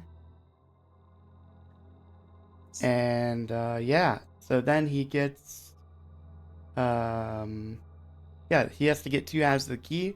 So he has to go in and talk to what used to be the shrine or statue to Kaylee Shrine, and to get 1/2, and then the other half is right here. that letter there makes reference to a weapon that should be in the cemetery, so that's our reason for actually Yes, going. that is our reason. Although it turns out we can attack anyway. And this has actually changed since the like in the most recent patch. The scene that showed up here before didn't. Oh wait, okay, there we go. Oh, interesting. It doesn't let me cast until it brings up the thing that says do so. Oh, huh. This is literally the second time we've done this version of this. Uh-oh. Okay. Oh, I still need to interact with the gravestone, not the cloak. Okay, so there's your big spoiler. Here you are. Rio Memoria was is Rio the whole time. yes. So, if you have been watching from the very beginning, you will have seen this cutscene or this You cold hadn't open. even seen it before we started the clock because yeah. I forgot the countdown. Whoops. Sorry about that. Oh man. That was the one thing we were told to do before we started, and I didn't even do that. Look, you're Anyway. used to deleting the save file. I understand. Yeah. It happens. Yeah. Okay, in any case, now perhaps this cutscene makes a little bit more sense, since we have the context for why it is happening. Anyway, we do have the same cold open fight as in the very beginning of the game, and for reasons I don't quite understand, we're actually still on the same amount of HP that we were at that time, which would be a problem if you were allowed to die in this fight, but thankfully you're not. So Amoria just kind of chills at a cliffside and bonk. And Look who comes to save the day. yoink. You can tell that she's upgraded her armor because that has a new palette. It's also a thing that your armor is supposed to do when you upgrade it, but we just don't. Anyway, developers have been really quite supportive of our speedrunning endeavors. When they asked us for, okay, there's going to be a patch coming out really soon. I know the speedrun marathon's coming up pretty soon. What sorts of things would you want to see improved for that patch? And they just asked us directly. And basically what we were asking for was cleanup of some stuff that played out a little weird animation-wise in the ending. And for a lot of people, even if you've played this game before, this is probably the first time you're seeing segments of the ending here play out the way they're supposed to. So, and I also hear there's additional changes they have in the works to just kind of improve the last few bosses, is what they've said. Thankfully, we didn't have to figure that out for the marathon. Yeah, because the patch literally just came out today. Like, literally right, today. Yeah, I guess it was today, yeah. But beta came out yesterday, we did, but yeah. Anyway, a whole bunch of plot stuff here. And I can't dash as unhooded Amoria. Oh, that's weird. Oh wait, maybe that's why whenever I took over and dashed, that it just stuff went a little weird. Yeah, it made you hooded Amoria. Yeah. Anyway, they have kind of sort of a Chrono Trigger thing going on here where the gates into and out of Aklor's dimension can like connect different points of time and space together because plot convenience reasons. So that's why Amoria is able to be there as a supposedly perennial rival over the course of the game, but the first fight was supposed to be before Siltons, which we never went to. The second fight was supposed to be before Amdale, which we never visited. So, yeah. Speaking of incoming changes, the devs are also talking about behind the gate where Kaylee's Shrine visited us, kind of in the middle of the run. There's going to be a post-game super dungeon type thing there. So, and that's going to be free. Yes, DLC. Free DLC. Yep. More stuff coming. So yeah, I can't wait for that. Honestly, that's gonna be so sick. Can't wait to see what they're cooking up in terms of boss fights. Speaking of boss fights, yes, Aklor incoming. Yes. So, Aklor's second fight is the most intense one that we have. His list of actions he allows to take expands, and there's just much more of the HP bar we have to deal with. This is by far, in my opinion, the hardest fight in the game. So, long story short, we are going to be doing like communication between each other, but not commentary during that. The lead up to the fight actually has a longer conversation than in the first time loop. Aklor sort of has a point, but also sort of not. Anyway, the game awards us all 8 gems here, kind of the same reason why we got the Earth Gem before. So we technically have water now, so you will see a bubble around us when we heal.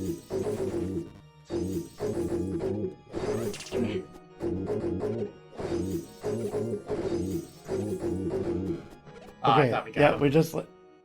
Oh, what? I think that was a DOT tick. Yeah. I got him. Oh, he was in the middle of his landing animation, so now this animation's screwed up. Okay. Okay. Now, here we go. Yep, I can freeze. Okay. And then we do attack, potion. Oh, yeah. Yep, I'm ready.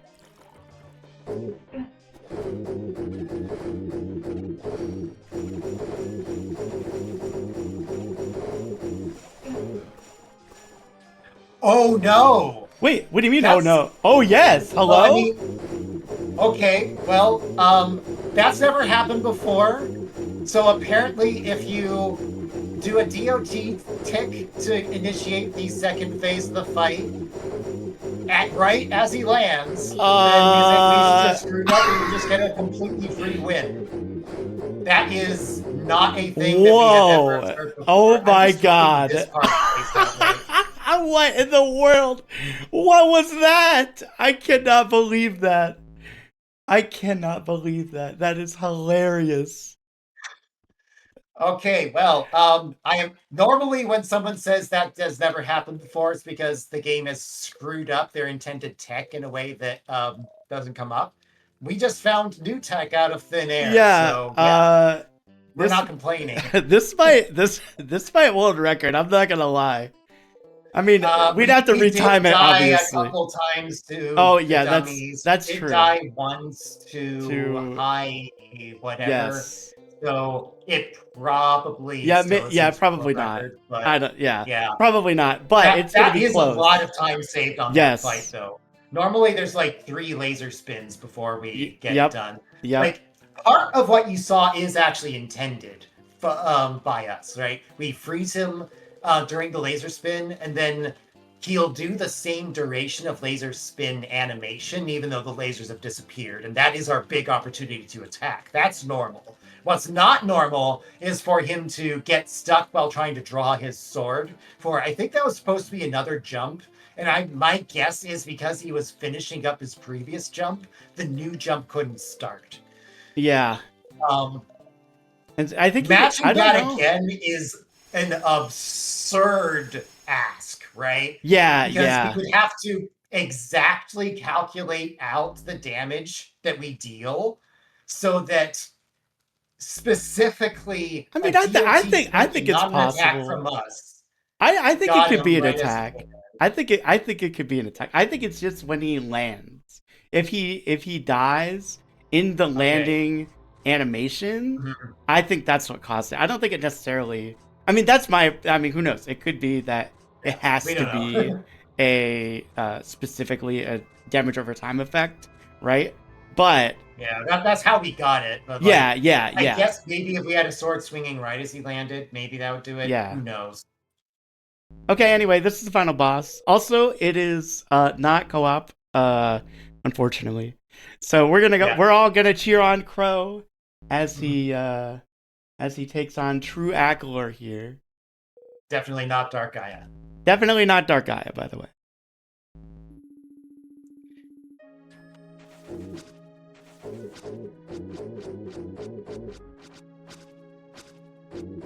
Wow, damage over time against the roots is 1. Maybe it's not worth doing. It's plenty against the head, though. Yeah, That's not the angle I want from the head. There we go. yeah, there we go. He's way up there. I can't do turn cancels and actually hit him with the second turn.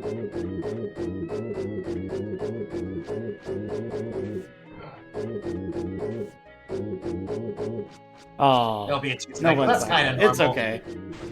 No, it's not your Yeah. fault. It's fine. Oh, an attack we don't get to see very often. And time. And time. Okay. There we go. There we go. The devs have said that they have a planned alteration to the final boss where the second player has something to do. They have not specified in any way what that's going to entail, but something more to look forward to. Is sub 2 hours good? Yeah, it is good, but what is the... I don't actually know what the time is. So Put things in perspective. It was 1 week ago, yesterday, yes. that we found the ping pong glitch that allows us to do Jeffless. 158.05.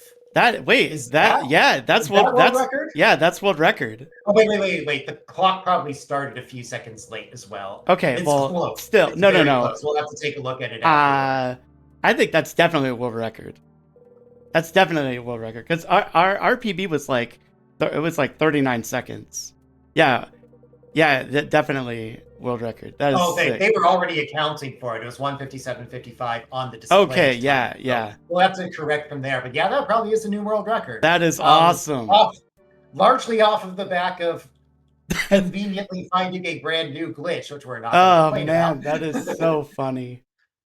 Okay, speaking of glitches, we've got Oh some more right. coming here. Yeah, we need to So, talk to them if about. we do have a little bit of time Okay, for the cool. Yes, we marathon, do. I'm They not say we're sure if we good. do.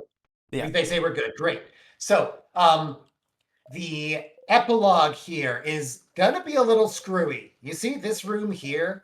This is where we fought Ice Golem.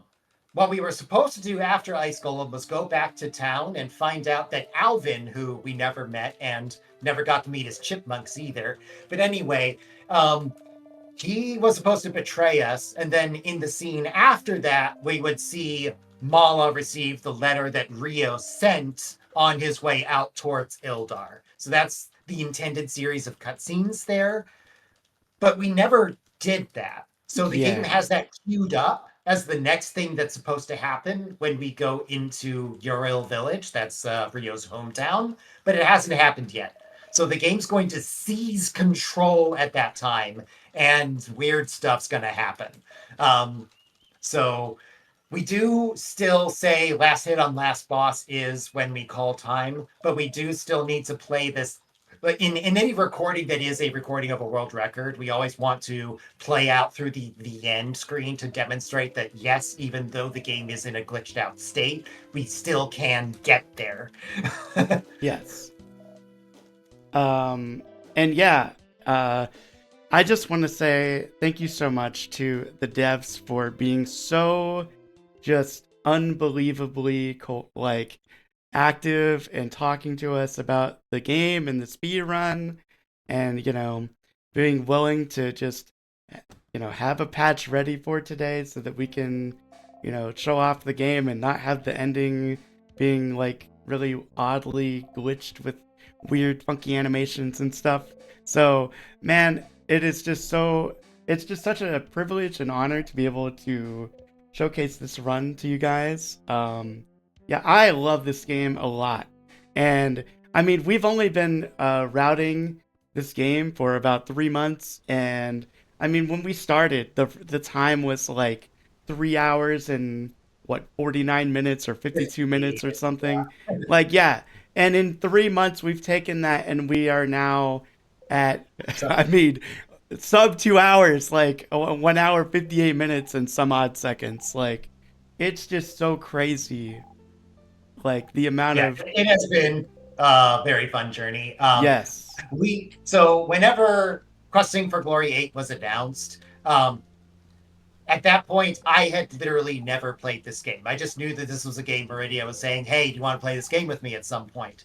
And I said, okay, well, let's give this a try. We'll play this through. It could be a cool, fun thing to share if it turns out it is a fun game for a speedrun. And it turns out it is. It is As a awesome. speedrun, it is the kind of game where the glitches allow you to get to the skill expression faster rather than Yes. glitches negating the skill expression. Yeah. So And also, lots of fun. yeah, and another thing that I would like to say. Oh, right. Hold on. Okay, Here's this the is the glitch. glitch cutscene, by the way. This is not supposed to be So playing. yeah, Dolan is here. He's supposed to be part of the epilogue, but Postcat seized control, and now Mala, who is off screen, is reading a letter that was supposed to be sent about the time of the Ice Golem fight. So more to come Yes. after this. Okay, But go on, so. what you were saying. Right. So I just want to say that if you guys liked what you saw and you want to give this a try, you guys should definitely check out the Shrines Legacy Discord and hit me up or hit up Crow. Like, we would love to get some more people into the game and, get just. We want to see the community for the speedrun grow. We are the only people that speedrun the game. So, if you guys liked what you saw, this game is not hard to speedrun, in my opinion. The glitches and stuff are not difficult, and it's really easy. You just need to learn the route, and I mean, yes, that will take a little while, but I mean, it's just, this game is so fun, and there's so many like cool like movement and like boss fights and stuff like that that you can do. So yeah, definitely give it a try, and if you like it, maybe give the speedrun a try. And I suspect that one player, two controller is also a fair bit of fun. Like, Yeah. that is the most popular category of Secret of Mana, which this game is unapologetically imitating in some ways. So, yeah. Also, as long as we're throwing out thanks and whatnot, definitely want to thank the Questing for Glory crew for Yes. letting us show this game off. Preparing this has been an absolute blast, most fun I've had gaming in quite some time. And yeah, really like that we were able to show it off for a bunch of people to see. Okay, Okay. so here we are. So we're in the epilogue. So at this phase, the epilogue, Rayma isn't considered in the party. So Yeah, she's just not here. she's And she's just trying not to here. talk. So she's replaced with asterisk and her portrait's gone. So thankfully the Uh, game doesn't crash from this.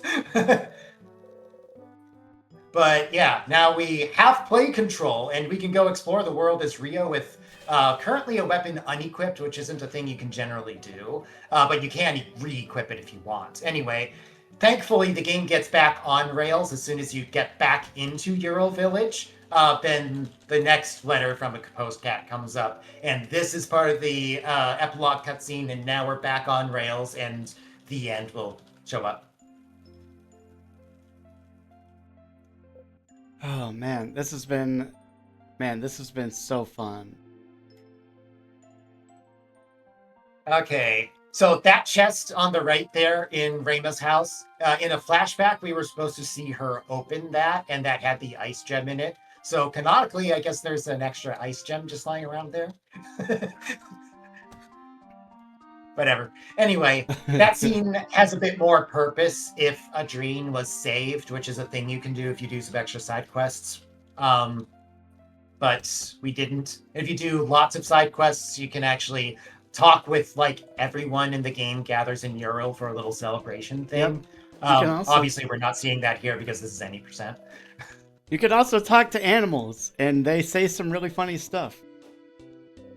You have to get the upgrade in order to do so, Yes. which involves some material you only get in Amdale, which is a town that we never saw. Oh man. Okay, so we're almost at the end here. Just one conversation with Mala, then vision from Rio, and then one more conversation, and then the end screen. So we're almost there. Um, and then we'll get on with more questing for glory, which yeah, this marathon's a blast every year. Really liked it. A lot of games that don't otherwise get to um, see the light of day in common marathons get their moment in the sun. So yeah. Yeah, and this is like my first time ever coming here or doing a marathon for Quest for Glory. And this has been such an absolute blast, man. Let me tell you. Uh this has just been awesome. So you'll definitely see more of me in the future if my runs get in. I will definitely be playing. This was so fun. I just want to say thank you again to the Question for Glory crew for letting us do this. This has been a absolute blast. And that is it.